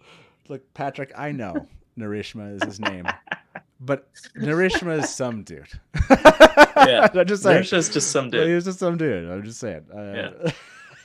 No, but I hear you. Sorry, he did have a name. That's true. But still, some dude. Some dude. Callander looks like it's taking this one, everybody. Unless there's more about I guess it's important here. Callander is taking out the for the end. Wins. Like, okay. It's an important aspect that Rand knows, or he the flaw within Callander that he knows he needs women to help him wield it properly, and therefore needs to not go to Sheol all by himself. Maybe that's like part of that importance of that object kind of thing, but that wasn't until way later that he kind of figured that out. By the way, and this one, 175 votes on this, 56 to 43. It's really funny to me because people get so up in arms about changes in the book. I mean, in this TV series, like they don't remember the stuff when we were talking about this stuff when the books were being written, how dumb we thought certain choices were. We're like, that is stupid. Like, why are you just doing that? And Robert Jordan was the author, and we're like, no, that's a bad decision, and you can't make me believe it, and like, I don't like that character. And then like the show people change the character, like, how dare you change that character that I didn't like and never talked and you're about? just like the one that I didn't even like in the first place. You And can't I change feel it. like it was pretty superfluous. It's kind of funny. One of the only. Oh, let me ask you this: how do you feel about Pat and Fane being in the Darkfriend Social, if that's what you want to call that scene? And is it weird? One, is it weird? Two, that's good. Look, hold on. That is a change. Yeah, it's a big change. I am. Sorry, I've seen like all sorts of comments in chat. It'll kill me. Does Matt care about any other character that's not Lanfear? Yes, Matt does. Yes, of course he does. Her We've talked name about is Logain Varen. A lot tonight. Her name is Min. I like those characters. Yeah. Oh, who doesn't? I mean, Min can get it. Yeah. So, sorry, I got distracted. What was your question? How do you feel about? I mean, we haven't talked about Darkfriend Social at all. So, like, how do you feel about Pat and Fane being there? Do you feel like that represented the Darkfriend Social to you? Sorry. Okay. I know people did not feel this way. When he did the whole like cape thing and creepily looked over there, I was like, I don't like that. However, people pointed this out. Then I did like the theory. I like the theory which was, you remember in the books how people kind of like when they went like stiff. Yeah, they went stiff, right? They could not move. That people at the table were not moving. Yeah, like the daughter was like, "Mom, mom," and she wasn't moving. Yeah, but I do like that. That Fane could move. I kind of, if that is what they did, and I know we're kind of like painting. If the writers were really in that moment and doing that, I like that. Like, I didn't need Fane to be at the Darkfriend Social, but again, if they're trying to kind of portray like he's different and there's something interesting about him, then I like that. Which is probably what they're doing. You know, I could have probably. I hope everyone's having a good time, by the way, in chat. I'm being a little bit more like ridiculous today, and it's fun. It's fun. I mean, I'm on the show. Man. Yeah, that's true. No, like that's true. So I would have, if I would have written, knowing the scene they now have given us for Darkfriend Social, if I had written that, the biggest change I think I would have made was no table, twice as many people, and Trollocs inside, and the little girl weaving around their legs. Oh, creepy. And so they're wearing, and so she's still seeing the bottom, right, their feet and everything. Yeah, and you can see a Trolloc off to the corner, and she's kind of looking for her mom, right? In looking for her mom, she's going around, and maybe her mom is standing, and then sure, a Shamael's right there. And he's like, hello, and he like bends down and says hi to her because she's trying to like talk to her mom. Like, I think I would have, because it just would have been more vibrant, like people moving or like, you know what I mean? Like there's like more people there. No.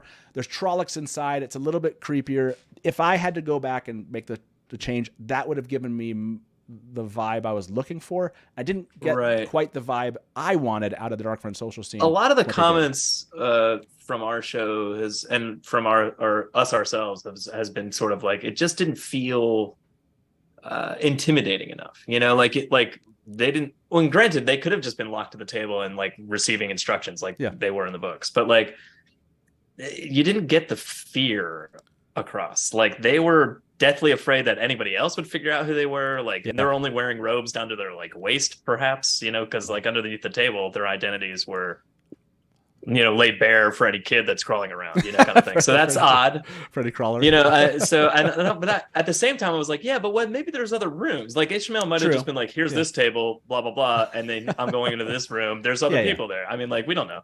But at the same time, like there is, it just lacked a certain something that I was just like, and also why was Pat and Fane there? But that being said, I mean, Pat and Fane was not handled well at the end of the books. And if they're setting him on a course to be a different character in the show, I'm all for it because he was not handled well. Yeah, I definitely want like they're fast forwarding some of Pat and Fane, which I do like. Like he's almost already Ordieth, you know, kind of thing. You know. Let's ask everybody about that. Do you prefer the changes to the Darkfriend Social? There we go. We're talking about changes today. Let's ask about that one. Yes or no? Should Ishmael have fed that little girl to a Trolloc? Man, if they had gone there, I don't know how I would like. It would have been really good if he was just like, see, he's safe, and then he sets her down and walks inside. No, so yeah, if he had set her down and she had reached up and grabbed the Trollocs hand, like the door's locked, and he goes inside, and the Trolloc just looks down at her. I would have been like, I would have wanted to. That would have been creepy, so good. Yeah, that would have been good. I mean, it would have been really dark, but it would have been so good. It would have been really dark. Okay, let's bring our next caller in. I'm sure they have a comment about the wide variety of crazy stuff we just said. Here we go. Hey, welcome to the Dusty Wheel. Who's this? Hello. Hello, this is Paula. What was your name? Oh, hi, Paula. Hi. Going back to the Callander versus Bowl of the Wind vote. Go for it. Mm-hmm. Do you think we're going to need the sea folk at all in the show? I mean, need. That's a good question. Like need. Yeah, need's a strong word. I think they're going to, if they're going to go the Karkarn, which obviously they have to, right? There's not a chance to not do that one. I think the idea that there are other peoples and that he is like, he's trying to connect the nations, if you will, of the world. I think they certainly add a difference, right? We get the Shan Chan. That's like a interesting nation. The Sea Folk, and bringing in their kind of myths, if you will, about what they're looking for. I'd be surprised if they take the Sea Folk all the way out, because I still think it's, again, to me, part of Jordan's world in a way that I would be disappointed if I think they took them out more so than like the kin or something. I would like, I would be like I would be fine with dropping some of these like smaller communities, if you will, within cities and actually maybe giving us the nations around the world that would be interested in this like big, the coming of event. Of Rand and the last battle. So I don't know how do you feel about it. When in season 1 in the sauna scene in the tower, I just thought that the lady who was talking with Moraine about, Moraine, you need to stay because I need to go find out why our ships are disappearing in the west, and that just caught my ear then, like our ships versus the Sea Folk ships. Gotcha. Okay. Did he? Oh, this is interesting. So Soleil said we've seen the Sea Folk. We've seen the Sea Folk in Tar-Valon. I had forgotten about that. So thank you. And then Crows9 said Rafe teased that we'd get something Sea Folk related in the show. So it sounds like we were definitely going to. I think how much time we spend with them might be very different.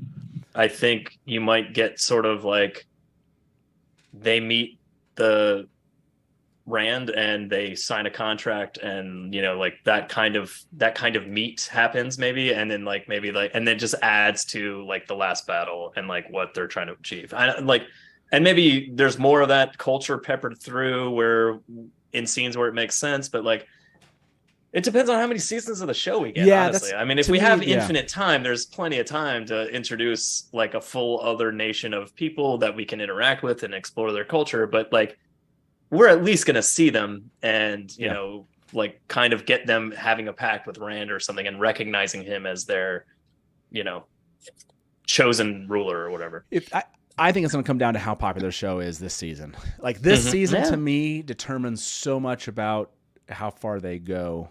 I know they're obviously working on season 3 right now, but if this season is just as popular, less popular from a viewer standpoint, like what those numbers look like, I think that determines like how far this thing goes. And so, I think that the Sea Folk they might not dig into the Sea Folk if they, let's say, what happens? Oh man, that would be crazy. Like what happens is like, season 4 is it. Good luck. End it. Last battle. Yeah. Like what do you do in that moment? You just like write it. You're just like, no, I'm going to give you the season 4 we anticipated, and hopefully we can come back someday and do this again. I don't know. Like it'll get picked up by Netflix. I would hate if we had only a season 4 at the end and they tried to last battle it. That would be like, no, listen, they gave us 2 and 3 off the back of season 1. Everyone's anticipating season 2 so much, and it looks so good already. Like, chances are off the back of season 2, we're going to get at least 4 and 5. And then and they're already working on 3. Only had 5 seasons though. To me, if you only had 5 seasons, you can't you can't really go No, much yeah, with you the sea definitely folk. need You at can't go least with 6, I Yeah. think. I mean, like, and that would be bare bones at best, you know, like that'd be wrapping out the story way too short, but at least you have an ending, so to speak. Okay, Paula, so I got to ask you about all the changes we talked about so far. Seline, do you like the changes to Seline that we know of so far? I can understand them not wanting to introduce the mirror worlds because I think what we already have with the dream world is probably going to be confusing for a lot of people. So you think it's a decent change to kind of like still get Rand connected with? I mean, again, doesn't she? I thought that Seline says in the books that she's from Cairhien, right? So getting her in, Right. like having And her they be just- in Cairhien makes sense. And they need some way that Rand becomes her savior in some form. So it isn't. This isn't. I mean, interesting. Maybe he saves her from the burning inn that he burned down. Oh, he has to. She in a dream leads him to burn down the inn he's in to end up at her. Very possible. No, don't do that. I hope that's not it. Like, I really do want like layers of manipulation with her. Yeah, that's true. I can't wait to see how many like she's just messing with him in the world of dreams, and then the next day going like, "What did this happen? What happened last night?" Yeah. Okay, Paula, what do you think about Logain in season 2? So seeing that scene and just the overall kind of the changes they've made to Logain as far as adaptation. The more Alvaro Morte, the better. Okay, there we go. Yeah. The more Alvaro, the better. Fair. Okay, how about Aviendha taking on kind of what we would have anticipated more of Gaul's connection with Perrin? So, say you hate it. Say you hate it. No pressure. They're going to have to handle that very well. Right now, I'm not a fan. I'll wait and see. Yeah. Okay. I did not pressure her in any way, Matt. That was something that she decided she wanted to say. I hear you. I heard you. By the way, Paula, can you envision Lanfear wiping down the top of a bar, cleaning up after the long night of work, putting glasses away, sweeping the floor? Well, she was sort of the low one on the totem pole in the caravan, and there you go. Okay, wasn't she Sindane massaging Egwene's head? No, that was That was. Sorry. Wait, it's been a while. No, Erringar? Okay. Yeah, that was. I can't remember which of the. I'm like which. Osengar, Erringar. One of those. One of the Gars. One of the Gars. Well, Paula, thank you so much for calling in. Do you have any like special plans for the premiere? Or are you just going to watch it? Were you going to wait up whenever it drops and watch it, or are you going to watch it the next day? What are you planning on doing? We'll see. I don't do well at night. Okay. You're going to drop it. You're going to pick it up the next day. That's smart. Like, you want to be able to enjoy it, and depending on what time it is, you got to be able to soak it in. Yeah, exactly. Well, thank you so much for calling. I really appreciate you calling into the show, and hopefully you give us another call during the season when we're doing some after shows. Bye. Well, have a good one. Bye-bye. All right, thanks, Paula. So, we got about everybody's 15, 20 minutes left of the show. We're going to let you get back to your lives. We do have one other caller. I'm going to turn off so they'll be our final caller of the night.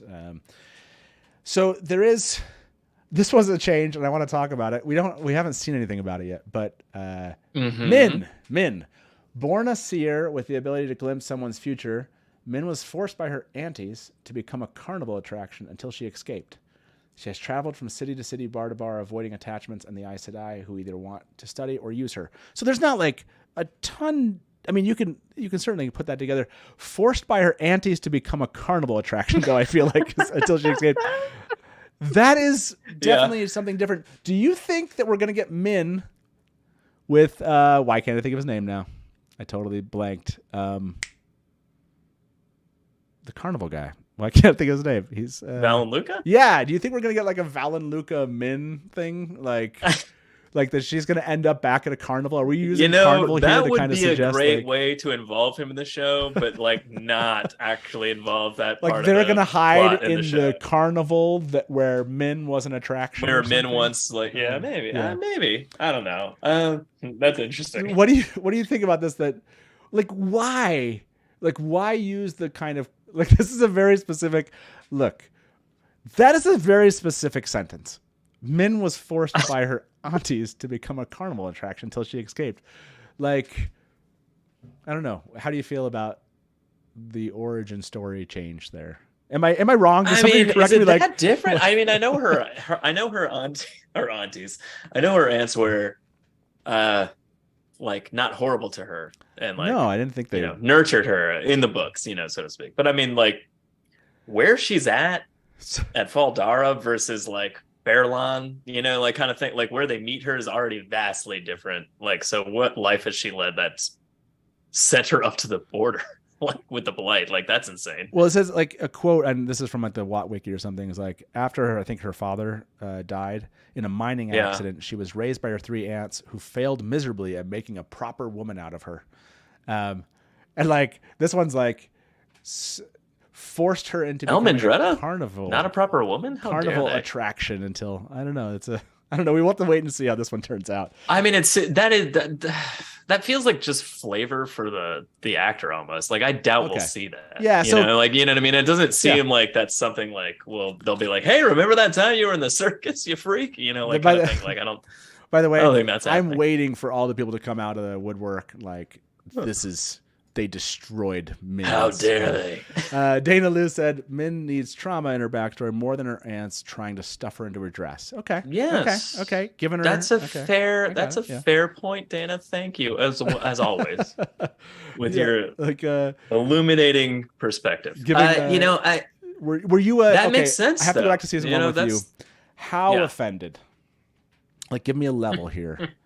How offended were you by Matt's dad?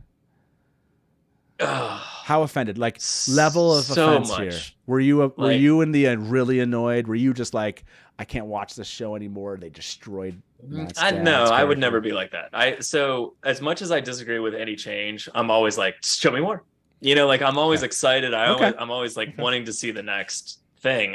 Whether it's wildly different and it's never like by the time we get to the end of the series, if it's like a complete retelling of this story, top to bottom, I'm gonna be like, yeah, good job. That was fun. Yeah. But but that's like, I mean, that one that crushed me a little tiny bit in my heart. So, just I gotta have Wild Gardenia on. We gotta talk about this. They did Abel dirty. Like I think I remember saying I've said this. But I've said this so many times. Like, do you know how many? Like, I have talked online about the Wheel of Time since 1997. That's right. I'm old. Do you know who never came up in conversations? Abel Cauthon. No, no one was writing theories. No one was like, "Oh my gosh, did you see what Abel?" Well, there's no theories to write about. He's a wholesome dad that hangs out with Tam. But that's what I'm saying is like no one was talking about that dude. It's like they changed him. Like, how dare you change that person that I never thought about? That's kind of the point though. Like, so at the end of all right. So the books is. Matt's the trickster, like likes to play jokes and let badgers out on the village green. Rand, and he's always playing jokes and stealing pies off of windowsills or whatever. Yeah. And the Rands, but they both have the same dads and same moms. Like they both have that wholesome Two Rivers families. Yeah. And I think that's the part that bothers me. It's not that Abel is different. It's that the fact that even kind of could be in the Two Rivers. I always kind of felt like the Two Rivers was this idyllic place where people just lived by principles. Coplins, congers, idyllic. That's those are 3 words that just go together. Those just go together. Nagging. Yeah. Like I love that they were just they're not like doing anything. They were just annoying sometimes. They're the ones that are like, hey, your tree's growing over my fence here. Like they're not doing anything. So I'm gonna end this poll here. Do you prefer the changes to Darkfriend Social? 50-50. Okay. That actually shocks me. 50-50 here. And this people love that scene. John, by the way, need to crush that scene. John asked here, what if they did that to Tam? Tam is a relevant character to the story. I'm sorry. Like, Abel Cauthon is not relevant. You can't convince me. I mean, you're not wrong. So the only time Abel becomes relevant is when Perrin's back there later. And it's Tam and Abel going like, hey, we'll rally these. Like, we're the wholesome dads. We'll help you out. By the way, like, again, do you need Abel there? That can still happen. Is my point. Yeah, no, it can. That part can still that's happen, true. so. He could turn a new leaf. That would almost be like character growth for Abel Cauthon. No, he would be more than just the one-dimensional dude that's packing. That's what I'm saying. So the other aspect of that, that's not remotely important, but it's like the fact that he trained like Matt how to like, you know, judge horse flesh, like, you know, like be a good, Sure. you know what I mean? Like kind of showed him the tricks of the trade, so to speak, I guess. I don't know. Yeah. You know, kind of thing. And like that, having a delinquent father versus like a father that's like showing you how to do things. And that's why Matt is smart and like, you know, kind of thing. Like that's kind of lacking. Our last caller dropped. I think it's because of the comments I've been making about Abel Cauthon. So probably they were probably like, "What?" I like Joel McQueen's. Here's a hot take: Abel blows the horn. Redemption. Okay. That's fantastic. Okay, I'll get out of this topic. I know it's still like a hot button topic for people. Like people are still upset about this thing, and it just drives me. It makes me laugh. I'm not upset. I'm not upset. It's just like I said, it's like a little piece of my. I'm like, oh, Matt's dad was a piece of shit. Yeah. I don't like that, you know, kind of thing. Look, there's only nice, perfect people in Edmondsfield. The Two Rivers is a wholesome place. Sen was just, and if there was somebody like Abel Cauthon, Nynaeve would have boxed his ears 7 times over. Okay, other changes. Could we have this Min? Honestly, if there's like a carnival connection with Min and like the aunties, and there's that potential connection, I guess that's the only thing that makes sense to me to give. His aunties remind me of like a villain in like a Disney movie, like a Cruella de Vil at that point. Like like oh, you can see the future. Well, like penny a day, you know, like, or just like, you know, putting her out on the street corner and just be like, she reads your viewings.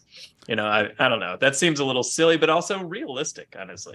By the way, DK Moon here, but I did love Matt's mom's acting. Yes, I thought she. That's true. Yeah, I mean, Matt's mom, you know, playing the battered woman was great. You know, she's okay. Good. So I'm going to ask everyone this about a change here, but this is a future potential one. Keep or cut Val and Luca. Yeah. Keep. It better be cut. Cut. Oh, hey there, Kat. What's up? This is Wayne. Everybody. I know. Oh, hey, Wayne. You're going to come be part of this end of the show here. We're going to end up here shortly, especially since our collar dropped off. Okay, so other changes, other season 2 changes. I know we got caught up in the Abel discussion. Yeah, I can't wait for comments afterwards. A lot of Abel love in comments, I'm sure, after this. So other changes that you or anyone in chat, other season 2 changes. Not like that we theorize, things you've seen in teasers, something that you think is like important for us to bring up. Like right now, Egwene, we know Egwene and Nynaeve go to the White Tower. We know that Elaine is there, right? So we know now that Egwene is somehow captured, and we know that at least Elaine is with her when they come out of a Waygate out there. We know the Seanchan are showing up. We know that Egwene gets collared. We know, I think that, didn't Rafe mention Rena? We know that Rand ends up in Falma. Oh, that's hilarious. My cat might knock down a wall over there. Like he started grabbing the wall, and that thing's not pinned up, man. I was like, oh no, that can't happen. That's gonna go. That'll be like end of show. So we know that Rand's gonna up in Falma. We know there's a Lord Turok Rand moment. Yeah. We know that Dinosaur Hunter. Yeah. We get this. We get Matt we get Matt to Falma also. So what are? I'm trying to think. Oh yeah. So how does Matt get to Falm in your mind in season 2? Okay, so the 2 most obvious ways. One is Matt follows, they've connected. Who is it? Is it Matt's entry? I know I'm trying to remember here. Hold on a second. I think it might be Matt's entry for this thing. Oh yeah, it is. If Matt's there, they say Matt has always battled inner demons. Even after Moraine purged him of the Shadow Logoth dagger effects, he could feel it calling to him. Instead of joining his friends in Faldara, he goes to the White Tower to search for the dagger, only to find Liandrin waiting for him. So we have Liandrin, a connection to Matt, Leandrin and with Donald the Flynn girls. has spoken about like having scenes with Kate Fleetwood. Yeah, so you have the connection between Leandrin and the girls, Leandrin and the right. It's got to be Leandrin that leads him to the Seanchan. Leandrin and so the girls, Leandrin and Matt. Matt's in a jail cell. Matt escapes. Matt follows Leandrin with the girls. Follows Matt Leandrin and the girls. He comes out of the way gate. And is it? Yeah, because that's kind of combining, Stone of Tear, Matt. Like coming to their rescue, so to speak. Exactly. Yeah. I think you could do that. You could also put him on a boat.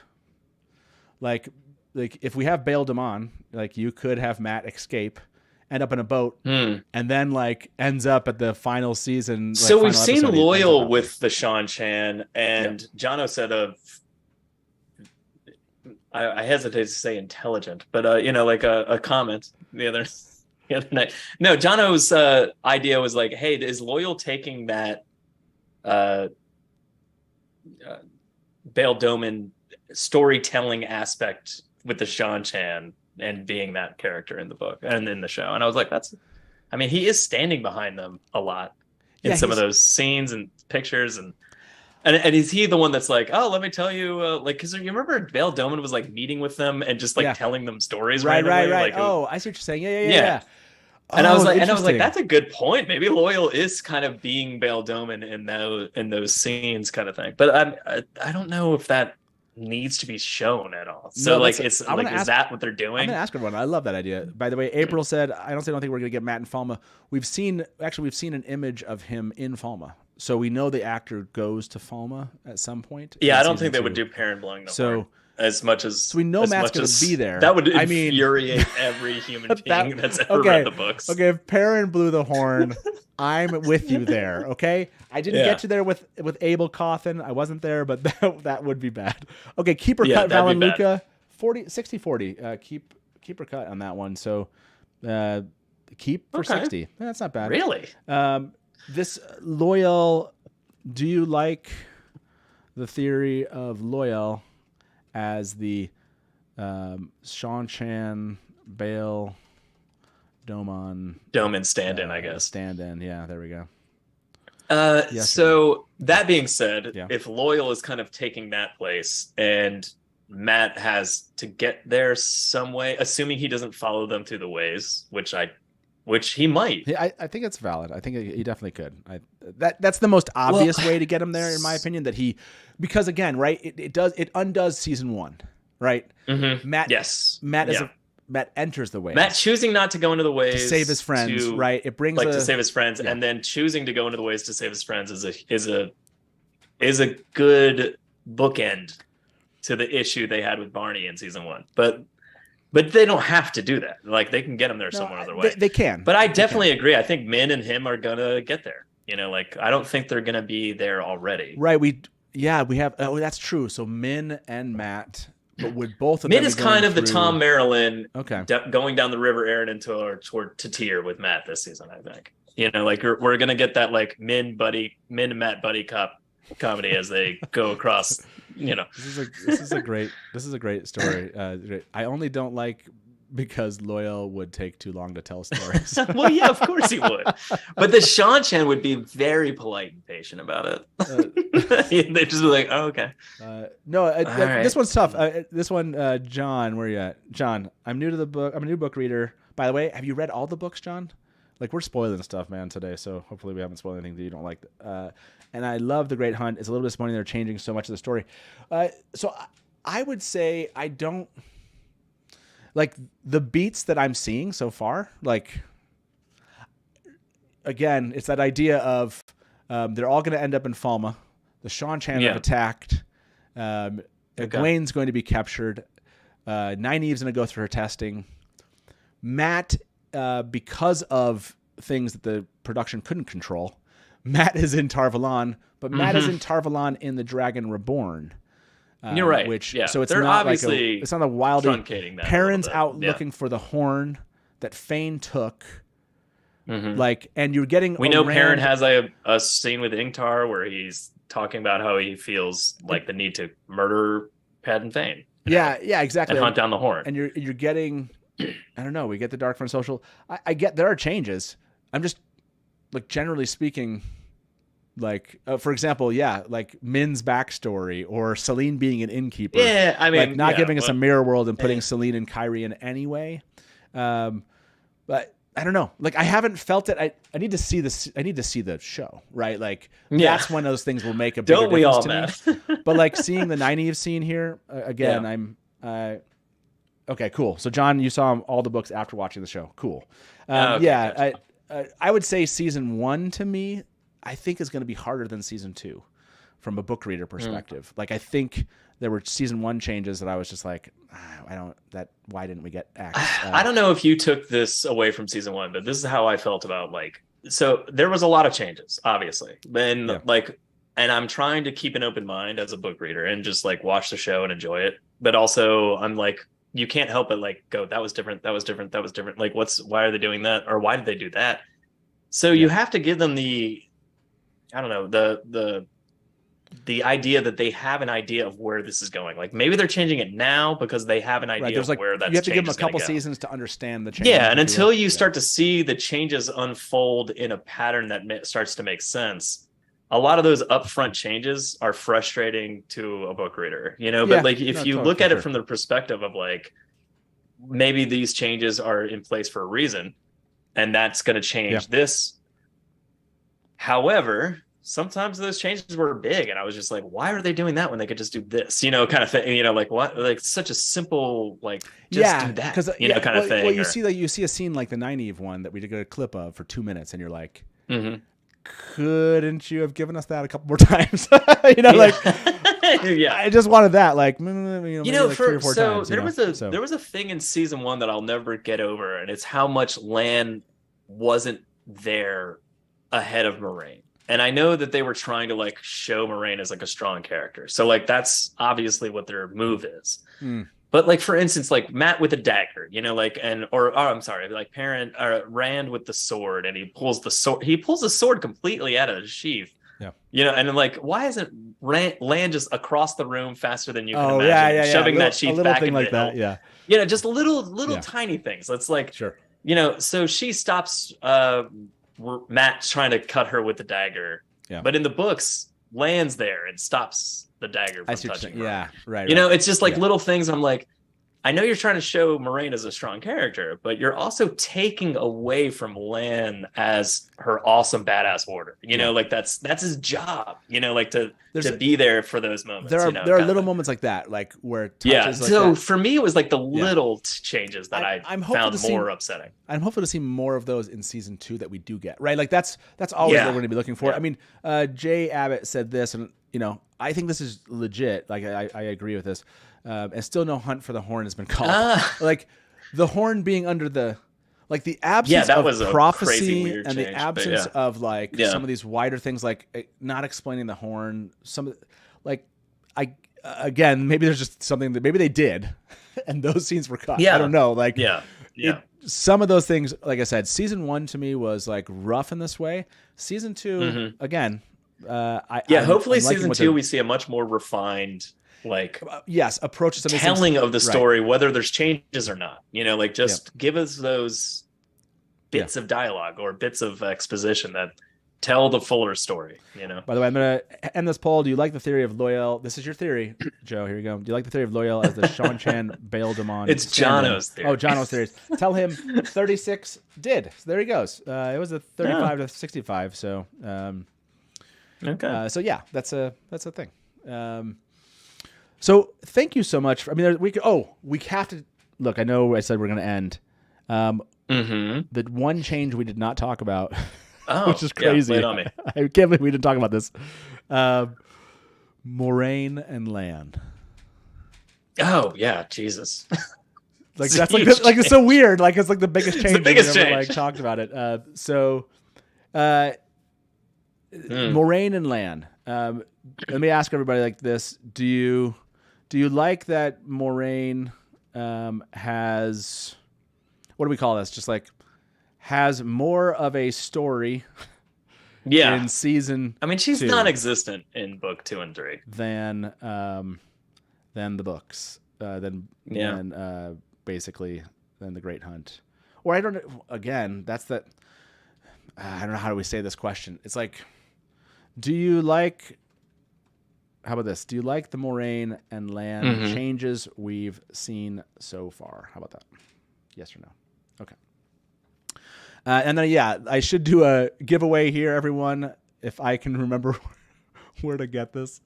Look, Taylor's usually with me, and he helps me out, and he makes all this magic Matt's happen. running the whole show tonight. Yeah, exactly. And it's sometimes... Just a little applause. Little applause. Just a little applause. Let's see. I think this is in I don't think my fellow innkeeper's here with me, so he can't help. Let's see. I'm gonna go to this one, everybody. Let's see if that was it. Oh, giveaways. I'm almost there, everybody. Okay. Dusty Swag. We're gonna start this giveaway. That's right, everybody. I think we did it. Let's see if it shows up in chat. A Dusty Swag giveaway has been started. Yes, thank you. Okay. So yeah, there we go, and yeah, something about the poll here. Do you like the Moraine and Lan changes we've seen so far? Okay, good. Only enter the raffle once, everyone! ! Raffle. Please behave yourselves in chat. And I was seeing this is what happens, Joe, when we go way off the edge here. When you have me on the show, we take chat with us. That's right. Please, keep the Dusty Wheel rules in mind when you're in chat, everyone. And if you don't know what those are, you can ask, and our mods will tell you. Yeah, and someone will tell you. So this last note, and we'll pick a winner, and we'll let everybody go tonight. What you've seen so far of the Lan and Moiraine, Rosamund Pike's. They're not going to sideline Rosamund Pike. Yeah, of course not. Yeah, for the Great Hunt, what we get of her in the Great Hunt, or even only what we get in the Dragon Reborn. This to me still remains the part that I just don't. It's the biggest unknown, right? They moved Seline to Cairhien and be an innkeeper. Okay, they have a different person say this line, or they move this event to the end of this thing instead of over here. But they kind of. To keep this going, they've shielded her, right? They've cut off. They've made this idea of he can't sense her any longer, even though we know she's not burned out. And they're creating this idea of the loss of connection between them, almost forcibly creating the idea that we get at the beginning of the Great Hunt, which is that Moraine is starting to suspect that, she's basically, doesn't she have this scene in the books with Lan where she's just are you love Nynaeve, don't you? Yeah, basically who are you? Whose team are you really on, right? And he's both of you. This feels like it's we're just gonna open that up and rip it into we're gonna make it into its entire plot. Thing. Do you like this that we're creating something for Moraine to do? In order to still kind of be part of the show in a way that is representative of who we have as, taking on that role. In terms of Rosamund Pike having, an active piece of the show, absolutely. I like it. But it's also, I feel like they could have kept her in the show with all the changes they've made. They could have kept her in the show and had a relevant storyline for her without depowering her and shielding her. And I think that's the part where I'm that wasn't necessary. Gotcha. I come from a deep background of comic book reading. So when I see a Superman movie where they take his powers away, I'm oh, this one again? Wolverine doesn't have his healing power. And you're just okay, let's learn what the hero has to be a hero without his powers. I get it. So this storyline to me is so trite. And that in and of itself is why I'm exhausted of it. It's not the fact that they're trying to make her relevant or keep her in this show. That I get. It's Rosamund Pike. She's amazing. It's the taking away and then it's the way they're keeping her in the plot line that I'm just you really could have done that so many other ways. You don't have to do this whole shielded thing. But again, there's sometimes they do things in the show that are changes that are huge that are maybe there for a reason. So maybe there's a very Rafe has said, I have 8 seasons plotted into my mind or whatever, way back when he was talking about season 1. So it's maybe he has this thing where he's like, I have to show this now so it makes sense in 6. There's a very good chance that he has a plan. This is what he has to show. But that being said, I hate those kind of stories. So I'm starting to wonder if he's going to tie this into. I mean, if they go with a traditional kind of what we know happens to Moraine, I wonder if he's going to try to connect this to Moraine's choices, because there is an aspect to like Moraine's choices, like in book 4 and 5, that are almost like really defeatist. Like, I don't know, like she's just fine, he's not going to listen to me. I'm just going to like she's trying to try to connect with Rand. She's like, I've tried everything with Rand. I'm just going to do it this way. I'm just going to do it this other way. And maybe he's going to use this to kind of create more of a rationale for how she treats Rand.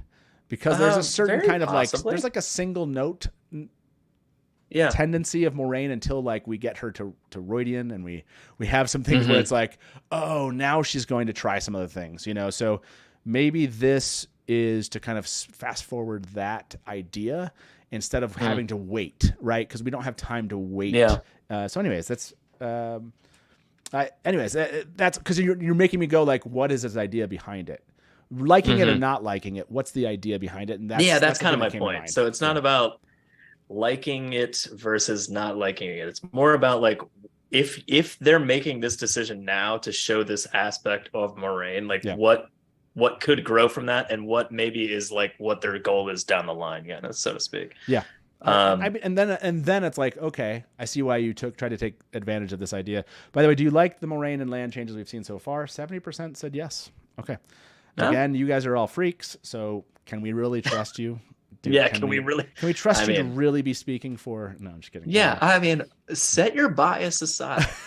Patrick, try to answer this the polls. This isn't Theoryland, sir. Stay on point. Exactly. Yeah. That's well said. Well said. Okay, so I'm going to end this poll. It looks like 113 of you have. Well, you stayed around, people. I appreciate that. Thank you very much. I'm going to close the entries here. And we're going to pick a winner tonight. Let's see who that is. The winner is CG Nefarious. That is the winner of our Dusty Swag. Congratulations. I always say this, maybe not always. CG Nefarious, have you won before? Like, I've done this so many times that like names that I'm familiar with in chat, I'm always like, you've probably won before, right? And then like they're always like, no, this is my first time. I'm like, oh. Okay. Well, congratulations. Whether or not, however many times you've won this, please congratulations for all the times you've won before and for this current time. Congratulations. Reach out to me on Discord. You just need to ask around, but you can basically just direct message me, and all I need is your email address. I sent out 18 of these this weekend. I was trying to catch up. So CG Ferris is like, I have not. See, I know. One of these is I'm never right about this stuff. I'm never right every time. Yeah, it's always every time, like, man. I'm sorry. So pay attention to your fans. Exactly.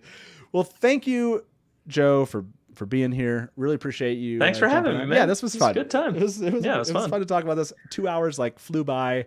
I was like, at one point, I was like, no way are we an hour 20 in. There's still stuff to discuss. Yeah, I'm sure there's still plenty of changes we're going to see next week. I haven't been like overwhelmed by anything yet where I was just like, I don't think so. Wait, have I? Hold on. Is there something I've seen in the trailer where I was just like, oh no, don't do that. No, nothing yet where I've been like, that they've kind of released in these clips or the trailer where I've been like, nope, don't go there. So that's what I'm waiting to see in season 2. I'm looking forward to the premiere. Let me remind everybody what we're planning on doing next Wednesday. We're going to do a pre-show. That's right. Our final WoTWednesday before Wat Thursday. Wat Thursday, we are going to go live based on the idea that maybe they drop this at midnight GMT. So we're going to go live around 5:30 my time. So that's like 7:30 Eastern next Thursday. We're going to be live. I'm going to have a small watch party. I invited some close friends in. They're going to come out to this watch party, and we're going to go live, and we're going to chat with everyone for like, let's say 2 hours and see if these things drop. If they do, we'll immediately jump into kind of a watch, live react kind of thing. If they don't, basically what will happen is we'll do a watch party. Then, assuming it actually drops at 3 a.m. in the morning Eastern, which is what it shows on the website, We will likely do our live watch reactions on Friday, starting around 9 to 10 a.m. Eastern. We're going to do a live watch react. That'll be the first time. I will wait until that moment to see episodes. Yes, I've seen episode 1. So episodes 2 and 3 I have not seen. So I have to wait until that moment, and I will, and because I want to kind of live react to those with everyone else. So okay. I'm not going to try to stay up until 1 a.m. and try to do understand what's going on at 4 a.m. in the morning. I'm just not. I'd rather do our premiere guide on live 12-hour stream starting around, like I said, 10 a.m., 9 a.m., 10 a.m. Eastern, and going 12 hours. We'll do a live watch and react. If it doesn't drop at a decent time on that Thursday for us. So, and it just might. Wild Gardenia, did the Innkeeper invite Brandon to the watch party? I did not. I did not invite Brandon to the watch party. Oh, Sansa Branza? That is not happening for anyone that's like, oh, maybe. No. But the pre-show is going to be a lot of fun. That kind of moment on Thursday. The pre-show will be fun. The pre-show will be fun. And then, like I said, doing premiere guide on the next day would be a blast. So be on the lookout we'll get those links up. I can't wait to talk to it. Honestly, on Friday, it's going to be fun. You want to come back on Friday? You want to chat with us later? That you should come back. Yeah, sure. I'm going to do what we normally do. There'll be like 30 guests or something that day. You want to come in after you? Are you going to watch? Are you going to watch it? It's not solo you and me. Oh, sorry. No. Are you going to watch it? Like right as it drops? What are you gonna try to knock out those 3 episodes? I mean, again, just like you, it depends on the time of night that it drops. I mean, if it's reasonable, I'll probably watch it. I might watch it first thing in the morning, or maybe I've seen it right before you, and then I jump on. I don't know. We'll see. And by the way, we're ending at a decent time. I keep on forgetting to tell everybody about this. Thank you so much, Penny. There is an after show. You can jump into Discord. You got to accept those rules. Follow the rules there. I think I saw one of our the viewers on. I think it was John. Was it said? Is it about like being respectful and polite? It's basically that. Jump in there. Do you want to follow the rules Standard of the Dusty Wheel Discord stuff? You can jump into the voice channels. Just ask where to go. There's an At the Bar channel that is often populated with fans talking about this afterwards. We will be doing that, more often during the season. But after the show, I think there's a link to the Discord. You can find it in the description here. And then, of course, if you have not heard of Twatcast, please, if my mods are still out there, can you put a link to this wonderful person's podcast here? You don't have it in the description already, Matt? Look, how dare you? I'm a busy person, man. So I will get it into the description. Watch Twatcast, everybody. If you've read the books, all of them, multiple times, then you're in our camp, and and you like vulgarity, which is 1/3 of our podcast is Jono. So that's gonna be there. You should stop by. Yeah, we love talking about the books and the show, and we do all kinds of weird stuff, and we've been doing this for so long that even Team Jordan likes us, which is weird. So they do. I mean, Harriet, Maria, Alan, they come on a lot. So it's weird. I don't know why they like us, but they do. But yeah, come watch us. Come watch us. Hang out. We go live on Tuesdays a lot. 8:30. They do. You guys have a live show, and JordanCon is a great place to meet these gentlemen. That's true. And especially when they pull somebody up from Team Jordan onto their show. It's like always. It is the best. I've been on their show in JordanCon before. That was wild. That was a wild bad, show. Matt. That was that bad. was a wild show. So yeah. There's some live shows where I'm just like, man, we crushed that. I think that one. And then I think the that one you time might we have were sent like, me Matt, come on the show. It was like, I think you sent me like an apology. insanity. Hey, I'm sorry about that. I think. So I asked one last poll question. You take and work off on September 1st. Whether or not you do, I hope you come by and watch some of these streams. They're gonna be a blast. It's happening next week. We've been waiting and talking about this thing. I'm looking forward to it. So, Joe, thank you very much for being here. Thank you very much. Thanks for having me. Yeah, chat was great today. You guys, you were crazy with us, and that was fun. Wadaholic Chano says horrible things. Look, yes. Let other people judge for themselves. And yes, I hope you're back here next week. I hope you'll share those live streams as we share them. And this is going to be fun. This is going to be fun, everybody. And like I said, you can catch us on Discord after this. If you'd like to kind of keep the conversation going, I will jump in and say hi before the night's over. So That's it. Joe, I'll let you get back to bed. Or get to bed. As they share here, everybody. Back to bed. I don't know why I said back to bed. That was a weird thing. Sorry about that. 84 people stuck around, apparently. So are you planning to take a September 1st off? It's about a 50-50 poll, everybody. This was a lot of fun. And as they share here, good night. Man. Good night from the Dusty Wheel. And smash to black.